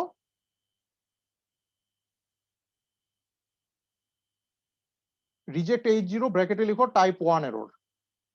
অর্থাৎ 9 জনের 8 জনের বেশি যদি পজিটিভলি রেসপন্ড করে তাহলে আমরা সেটা কি করছি, হাইপোথিসিসটা রিজেক্ট করে দিচ্ছি। অর্থাৎ আবার নাল হাইপোথিসিসটা অ্যাকসেপ্ট করার কথা ছিল, কিন্তু আমরা হাইপোথিসিসটা রিজেক্ট করে দিচ্ছি, ট্রু হাইপোথিসিসটা রিজেক্ট করে দিচ্ছি। সেই কারণে এটা আমার টাইপ 1 এরর হচ্ছে এখানে। Okay, then do not reject H0 এখানে ব্র্যাকেটে লিখো টাইপ 2 এরর। অর্থাৎ 8 জনের কম বললো যে ওষুধটা ডিফেক্টিভ, তাহলে কি হাইপোথিসিসটা রিজেক্ট করে দেওয়ার কথা ছিল, বাট তাও আমরা কি করলাম না, রিজেক্ট করলাম না। এই কারণে ডু নট রিজেক্ট। সো ব্র্যাকেটে এখানে লিখো টাইপ 1 এরর। বুঝা গেছে কথাটা? জি স্যার। সো এটা বেসিক্যালি পজিটিভলি রেসপন্ড বলতে কি বোঝানো হয়েছে, হাইপোথিসিসটা পজিটিভলি রেসপন্ড করলো নাকি মেডিসিনের ব্যাপারে তারা পজিটিভলি রেসপন্ড করলো? তাহলে বলো তো তোমরা। Medicine sir. রাইট, মেডিসিনের ব্যাপারে সে পজিটিভ রেসপন্ড করলো যে ওষুধটা ডিফেক্টিভ, হাইপোথিসিসের ব্যাপারটা। সো এখানে যে কোশ্চেন করলো যে 8 পেশেন্টস রেসপন্ড পজিটিভলি, তাহলে সে বেসিক্যালি মেডিসিনের উপরেই রেসপন্ড করলো পজিটিভলি। সো এখানে যদি এখানে ব্র্যাকেটে লিখে রাখো যে ডু নট রিজেক্ট হলে রিজেক্ট করার কথা ছিল, বাট তাও আমরা রিজেক্ট করলাম না। তো এখানে হচ্ছে কোন এরর, টাইপ 1 না টাইপ 2? Sir type 1। টাইপ 2, যেহেতু অ্যাকসেপ্ট করলাম।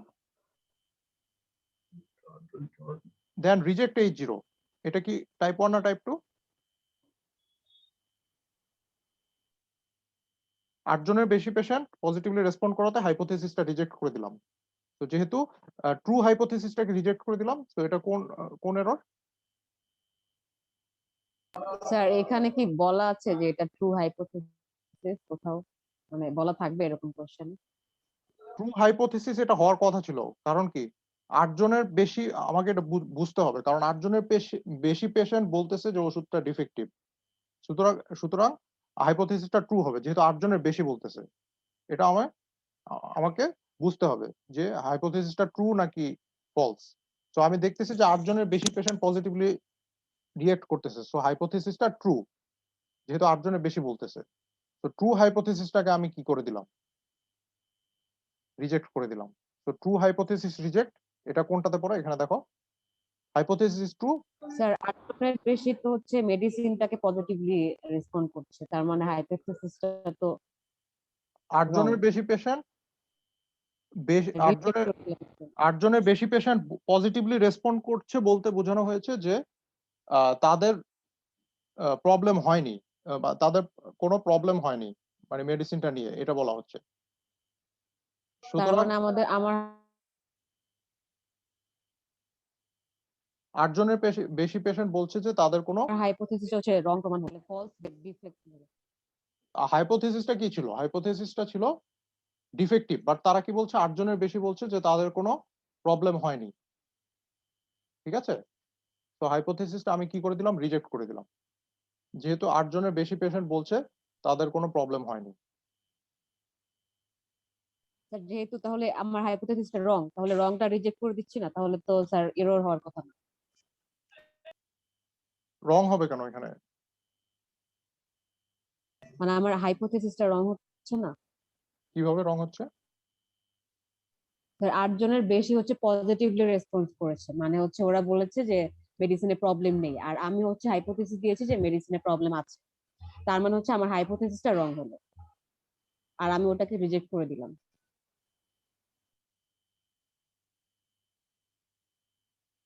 ওয়েট, একটু চিন্তা করি আরেকবার। Reject H0, sorry, positively respond বলতে এখানে বোঝানো হয়েছে যে মেডিসিনে তাদের সাইড ইফেক্ট হয়েছে, আর মেডিসিনে প্রবলেম আছে। ঠিক আছে, তাহলে সেক্ষেত্রে কি হচ্ছে, স্যার তার মানে এটা হাইপোথিসিসের জন্য পজিটিভলি রেসপন্ড করেছে, মেডিসিনের জন্য না। হাইপোথিসিসের জন্য পজিটিভলি রেসপন্ড করেছে, রাইট। সো হাইপোথিসিসের জন্য যদি পজিটিভলি রেসপন্ড করে তাহলে কি হচ্ছে, স্যার তাহলে আমি এইচ নটটা রিজেক্ট কেন করে দিব? তাহলে তো আমি একসেপ্ট করবো আমার হ্যাঁ হাইপোথিসিসটা। একসেপ্ট করার কথা ছিল বাট আমি রিজেক্ট করে দিচ্ছি, এই কারণে তো আমার এরর হচ্ছে। তো এটা কোন এরর আচ্ছা সেটাই তো আমি বলতেছি। একসেপ্ট করার কথা ছিল বাট আমি স্যার রিজেক্ট এটা তো করে টাইপ দিচ্ছি। 2 এরর হওয়ার কথা। সো এখানে দেখি আমরা টেবিলে H0 is true but we reject. So H0 is true but we reject. So এই যে H0 is true but we reject, এটা হচ্ছে কি কোন এরর লেখা আছে? টাইপ ট্রু 1 ট্রু এররটাকে রিজেক্ট করে দিচ্ছি, সো টাইপ 1 এরর। দেন 8 জনের 8 বা 8 এর চেয়ে কম লোক যদি বলতো যে হ্যাঁ ওষুধটাতে ডিফেক্ট আছে, ঠিক আছে, তাহলে আমার হাইপোথিসিসটাকে রিজেক্ট করে দেওয়ার কথা ছিল, ঠিক আছে। ও সরি, ওষুধটাতে ডিফেক্ট নেই, ওষুধটাতে ডিফেক্ট আছে, সরি ওষুধটাতে ডিফেক্ট আছে। যদি 8 জনের বেশি বললো তাহলে কি অ্যাকসেপ্ট করার কথা ছিল বাট আমরা সেটা রিজেক্ট করে দিচ্ছি, সো এখানে টাইপ 1 এরর, ব্র্যাকেটে লিখো টাইপ 1 এরর, তাহলে আরো ক্লিয়ার থাকবে। তো এখানে টাইপ 1 এরর হচ্ছে। আর 8 বা 8 এর চেয়ে কম লোক বলছে যে ওষুধটা কি ডিফেক্টিভ, ওষুধটা ডিফেক্টিভ। তো 8 এর চেয়ে কম লোক বলছে ওষুধটা ডিফেক্টিভ বাট আমরা সেটা রিজেক্ট করছি না, কিন্তু আমার সেটা কি রিজেক্ট করে দেওয়া উচিত ছিল, যেহেতু 8 এর চেয়ে কম লোক বলছে, 8 বা 8 এর চেয়ে কম লোক বলছে। তাহলে এখানে কোন এরর হচ্ছে? হাইপোথিসিসটা ফলস কিন্তু আমরা সেটা রিজেক্ট করলাম না।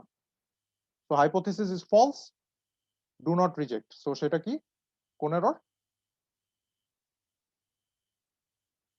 এখানে লেখা আছে hypothesis is false but we do not reject or accept H0. So এটা কোন এরর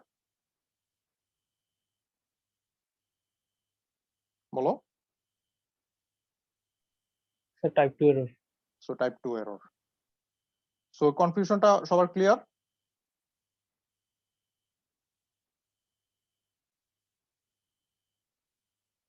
এখানে ব্র্যাকেটে লিখেছো ডু নট রিজেক্ট H0 লিখো, তারপর ব্র্যাকেটে লিখো টাইপ 2 এরর।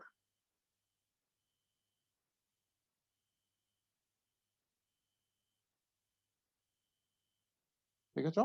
দেন এখানে রিজেক্ট H0 ব্র্যাকেটে লিখো টাইপ 1 এরর।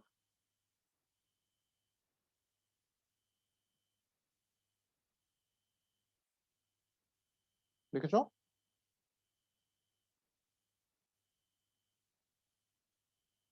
তো তারা এই যে 8জন পেশেন্ট যে পজিটিভলি রেসপন্ড করলো, এটা রেসপন্ডটা কিসের উপরে করলো? তারা হাইপোথিসিসের উপরে করলো যে ওষুধটা ডিফেক্টিভ। টাইপ 2 এররটা একবার আর একটু বলেন তো। 25% ডিফেক্টিভ। হ্যাঁ কি বলো? স্যার টাইপ 2 এররটা টাইপ 2 এররটা হচ্ছে এই যে 8 জনের কম যদি পজিটিভ যদি রেসপন্ড করে। হ্যাঁ 8 জনের কম যদি পজিটিভলি রেসপন্ড করে তাহলে 8 বা হ্যাঁ, 8 এর আমার চেয়ে কম জন যদি পজিটিভলি রেসপন্ড করে তাহলে হাইপোথিসিসটা রিজেক্ট করে দেওয়ার কথা ছিল। অর্থাৎ তারা বলছে যে ওষুধটা ডিফেক্টিভ, সো হাইপোথিসিসটা রিজেক্ট করে দেওয়ার কথা ছিল, যেহেতু 8 এর চেয়ে কম লোক বলছে বাট আমরা সেটা রিজেক্ট করলাম না, ডু নট রিজেক্ট। তাহলে এটা কোন এরর? টাইপ 2 এরর না? হ্যাঁ আমরা রিজেক্ট করলাম না, এটা টাইপ 2। এখানে এরর কেন হচ্ছে? আমি যখন রিজেক্ট করলাম না, কারণ এটা তো ইয়াই ছিল যে 8 জনের যদি কম হয় তাহলে তো আমরা ইয়া করব না, মানে রিজেক্ট করব না। 8 জনের কম লোক বলছে ওষুধটা ডিফেক্টিভ, তাহলে লোক সংখ্যা যেহেতু কম তাহলে কি হাইপোথিসিসটা রিজেক্ট করে দেওয়ার কথা ছিল না? স্যার স্যার এটা ক্লিয়ার হচ্ছে না স্যার। স্যার প্যাচ লেগে গেছে।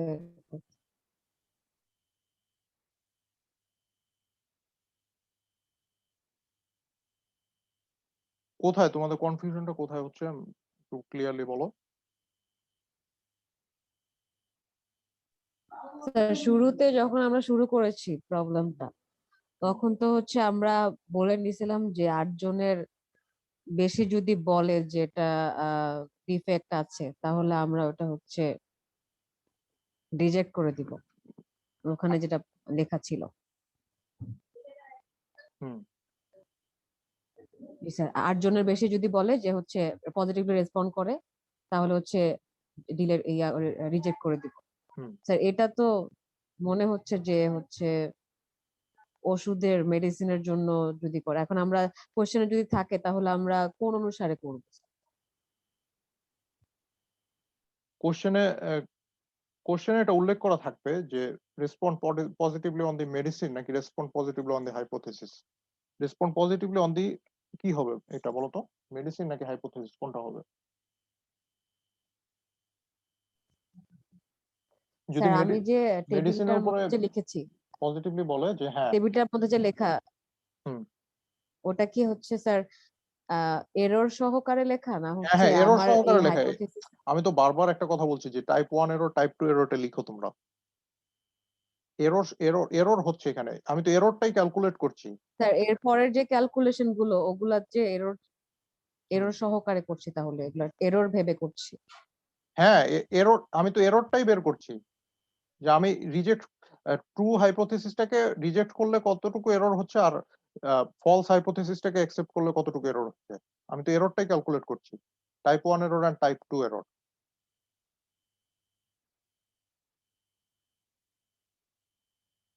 এখন তোমাদের কনফিউশনটা কোথায়? স্যার এরর সহ করলে হচ্ছে এই জিনিসটা যদি আপনি সাম আপ করে বলতেন তাহলে বুঝান। ওকে,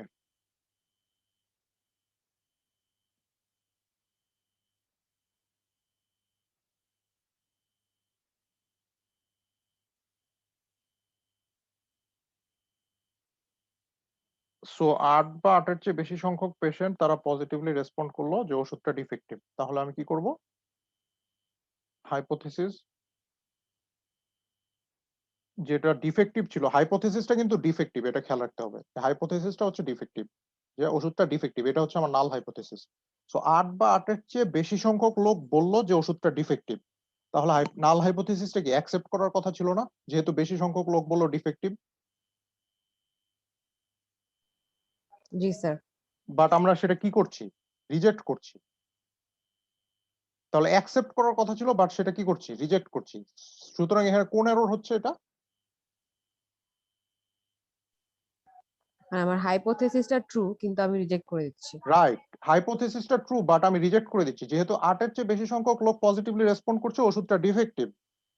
সুতরাং আমার হাইপোথেসিসটা অ্যাকসেপ্ট করার কথা ছিল, কারণ আমার হাইপোথেসিসটাই ছিল ওষুধটা ডিফেক্টিভ। যেহেতু 8 এর চেয়ে বেশি সংখ্যক লোক বলছে ওষুধটা ডিফেক্টিভ, সুতরাং আমার নাল হাইপোথেসিসটা অ্যাকসেপ্ট করার কথা ছিল, বাট আমি নাল হাইপোথেসিসটা রিজেক্ট করে দিচ্ছি। সুতরাং এটা কোন এরর? টাইপ 1 না type 2? Type 1। Type 1 error, right. আর এখানে লেফট সাইডের ক্ষেত্রে কি 8 বা 8 এর চেয়ে কম সংখ্যক লোক যদি বলে পজিটিভলি রেসপন্ড করে যে ওষুধটা কি ডিফেক্টিভ, তাহলে কি হাইপোথেসিসটা কি ছিল? হাইপোথেসিসটা ডিফেক্টিভ ছিল, বাট এই হাইপোথেসিসটা কি রিজেক্ট করে দেওয়ার কথা ছিল না, যেহেতু লোক সংখ্যা কম, 8 বা 8 এর চেয়ে কম সংখ্যক লোক বলতেছে যে ওষুধটা ডিফেক্টিভ। তাহলে কি হাইপোথেসিসটা রিজেক্ট করে দেওয়ার কথা ছিল না, যেহেতু হাইপোথেসিসটাই কি ডিফেক্টিভ। ডিফেক্টিভ ওষুধ মানে ওষুধটা ডিফেক্টিভ হবে, এটাই হাইপোথেসিস ছিল। যেহেতু 8 বা 8 এর কম সংখ্যক লোক বলছে ওষুধটা ডিফেক্টিভ, তাহলে কি হাইপোথেসিসটা রিজেক্ট করে দেওয়ার কথা ছিল না, যেহেতু 8 এর চেয়ে কম সংখ্যক লোক? জি স্যার। বলো, জি তোমরা স্যার। রেসপন্ড করো। যেহেতু 8 জি বা 8 স্যার এর চেয়ে ছিল। কম সংখ্যক লোক বলছে যে ওষুধটা ডিফেক্টিভ, তাহলে এই যে 80 আছে, এটা কি করার কথা ছিল? রিজেক্ট করে দেওয়ার কথা ছিল না? বাট আমরা কি জি করছি? Sir. Do not reject. Reject করে দেওয়ার ছিল, বাট আমরা ডু নট রিজেক্ট করছি। সুতরাং এখানে কোন এরর হচ্ছে? অর্থাৎ হাইপোথেসিসটা ট্রু, সরি, আমরা রিজেক্ট করে দেওয়ার কথা ছিল, তাও আমরা রিজেক্ট করছি না, তাহলে এটা কোন এরর? হাইপোথেসিস ফলস কিন্তু আমরা রিজেক্ট করছি না, টাইপ 2। রাইট, এই যে দেখো, hypothesis is false. Hypothesis is false কারণ কি 8 বা 8 এর চেয়ে কম সংখ্যক লোক বলছে যে ওষুধটা ডিফেক্টিভ। সুতরাং হাইপোথেসিসটা কি ফলস। হাইপোথেসিসটা কি ছিল? যে ডিফেক্টিভ হবে, বাট আমার যদি 8 এর চেয়ে কম সংখ্যক লোক বলে ডিফেক্টিভ, তাহলে এটা ফলস। এটা ছিল না আমার হাইপোথেসিসটা? জি স্যার। সুতরাং এটা ফলস হওয়ার কথা ছিল, বাট রিজেক্ট করে দেওয়ার কথা ছিল, যেহেতু ফলস হাইপোথেসিস। বাট আমরা কি করলাম না? ডু নট রিজেক্ট করলাম, মানে রিজেক্ট করলাম না। তাহলে ফলস হাইপোথেসিস রিজেক্ট করলাম না, এটা কোন error? 80 is false, 80 is false, do not reject. তো এটা কোন error? Type 2। Type 2 error, right. এখন ক্লিয়ার হয়েছে কনফিউশনটা? নাকি এখনো ক্লিয়ার হয়নি। জি স্যার ওখানে ডু নট না লিখে হচ্ছে যদি নট রিজেক্টেড লেখা থাকতো তাহলে ঠিক মতো তাহলে তোমরা তোমাদের সুবিধা মতো লিখো, ডু নট রিজেক্ট না লিখে লিখো।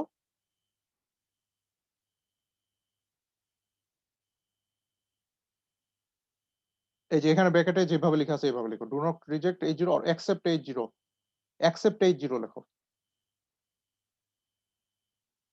ডু নট রিজেক্ট ব্র্যাকেটে লিখো অ্যাকসেপ্ট H0। তো H0টা ফলস ছিল, বাট আমরা H0টাকে অ্যাকসেপ্ট করছি। তো এটা কি টাইপ 2 এরর। তাহলে আলফাটা কিভাবে ক্যালকুলেট করলাম?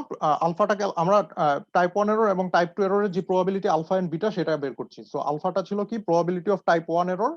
টাইপ 1 এররটা কি ছিল? Rejection of null hypothesis. Rejection of null hypothesis. So null হাইপোথিসিসটা ট্রু, কিন্তু তা সত্ত্বেও সেটা রিজেক্ট করে দিচ্ছি।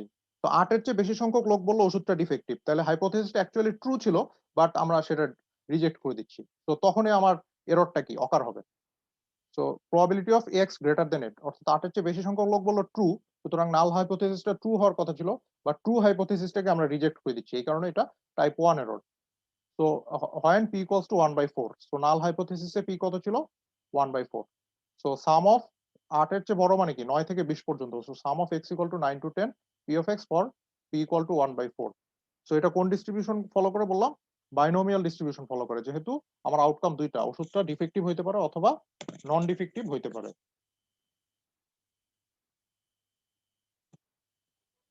তাহলে ক্যালকুলেশনটা ক্লিয়ার? 9 থেকে 20 পর্যন্ত এরকম 12টা ইকুয়েশন পাবো, 12টা ইকুয়েশন যোগ করলে আমি একটা ভ্যালু পাবো, সেটাই হচ্ছে আমার আলফা। আলফার ভ্যালুটা মেবি আসে 0.0409 এরকম। তোমাদের এটা হোমওয়ার্ক, তোমার বাসায় ক্যালকুলেট করে দেখবে কত আসে। দেন বিটা কি বললাম? প্রবাবিলিটি অফ টাইপ 2 এরর, অর্থাৎ probability of acceptance of null hypothesis. অর্থাৎ আমার নাল হাইপোথিসিসটা ফলস ছিল, বাট ফলস হাইপোথিসিসটা আমরা অ্যাকসেপ্ট করে নিলাম। ফলস কিভাবে? 8 বা 8 এর চেয়ে কম সংখ্যক পেশেন্ট বললো যে ওষুধটা ডিফেক্টিভ। ঠিক আছে, যেহেতু লোক সংখ্যা কমে গেল, 8 বা 8 এর চেয়ে কমে গেল, তাহলে কি হাইপোথিসিসটা ছিল কি ডিফেক্টিভ। বাট যেহেতু 8 এর চেয়ে কম সংখ্যক লোক বলছে যে ওষুধটা ডিফেক্টিভ, তাহলে কি H0টা কি ট্রু না ফলস হওয়ার কথা ছিল? যেহেতু 8 এর চেয়ে কম সংখ্যক লোক বলছে, তাহলে হাইপোথিসিসটা কি হওয়ার কথা ছিল? স্যার ফলস হওয়ার কথা ছিল না? ফলস হওয়ার কম কথা ছিল, হওয়ার কথা রাইট। ছিল। বাট ফলস হাইপোথিসিসটা আমরা কি করছি? স্যার অ্যাকসেপ্ট করে নিচ্ছি। অ্যাকসেপ্ট করছি, অর্থাৎ acceptance of null hypothesis or acceptance of false hypothesis লিখলে আরো ক্লিয়ার হবে। এখানে ফলস ব্র্যাকেটে ফলস হাইপোথিসিস লিখে রাখতে পারো। তো যেহেতু আমরা ফলস হাইপোথিসিসটা অ্যাকসেপ্ট করছি, তো অ্যাকসেপ্টেন্স অফ ফলস হাইপোথিসিস এটা কোন এরর? এই যে hypothesis is false but we accept it, so এটা হচ্ছে type 2 error. So probability of x less than or equal 8, 8 বা 8 এর চেয়ে কম, when probability equals to half। Okay, so এখানে আমার অল্টারনেটিভ হাইপোথিসিসে কি ছিল? যে p এর ভ্যালু 1/4 হবে না, অর্থাৎ p এর ভ্যালু হয় 1/4 হবে, 1/4 এর চেয়ে বড় হবে, অথবা 1/4 এর চেয়ে ছোট হবে। সো সাপোজ আমরা 1/4 এর চেয়ে বড় একটা ভ্যালু নিয়ে ক্যালকুলেট করলাম, হাফ নিয়ে ক্যালকুলেট করলাম। ওকে,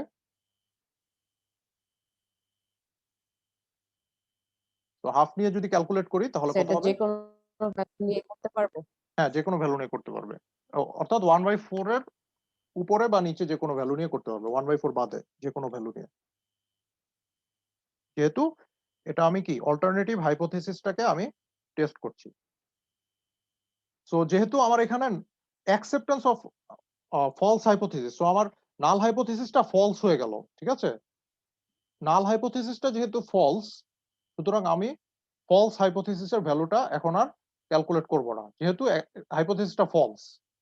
সো এই যদি নাল হাইপোথিসিস ফলস হয়, তাহলে ট্রু হবে কোনটা? অল্টারনেটিভ হাইপোথিসিসটা।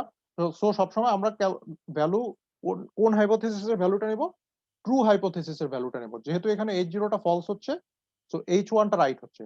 এখানে একটা অপোজিট, যেহেতু বাইনোমিয়াল ডিস্ট্রিবিউশন, একটা কারেক্ট হলে আরেকটা রং হবে, আর একটা রং হলে আরেকটা কারেক্ট হবে। যেহেতু H0টা ফলস, তাহলে H1টা কি ট্রু। তো H1টা যেহেতু ট্রু, তাহলে H1 এর ভ্যালু নিয়ে আমরা কাজ করবো, অর্থাৎ p এর ভ্যালু 1/4 হবে না। তো পি এর ভ্যালু 1/4 এর চেয়ে বড় বা ছোট কোনো একটা ভ্যালু নিয়ে ক্যালকুলেট করলাম। সাপোজ হাফ নিয়ে ক্যালকুলেট করলাম। তো summation of x equals two 0 to 8 p of x for p equals to half। এটা ক্যালকুলেট করলে আসে 0.2517 by using binomial distribution. So আগেরটা কি করেছিলাম, 9 থেকে 20 পর্যন্ত সাম করেছিলাম, এখন কি 0 থেকে 8 পর্যন্ত সাম করব। সো বাইনোমিয়াল ডিস্ট্রিবিউশন ইকুয়েশনে বসিয়ে যদি আমি সাম করি, p ইকুয়াল টু হাফ বসিয়ে যদি ক্যালকুলেট করি, তাহলে কত আসছে?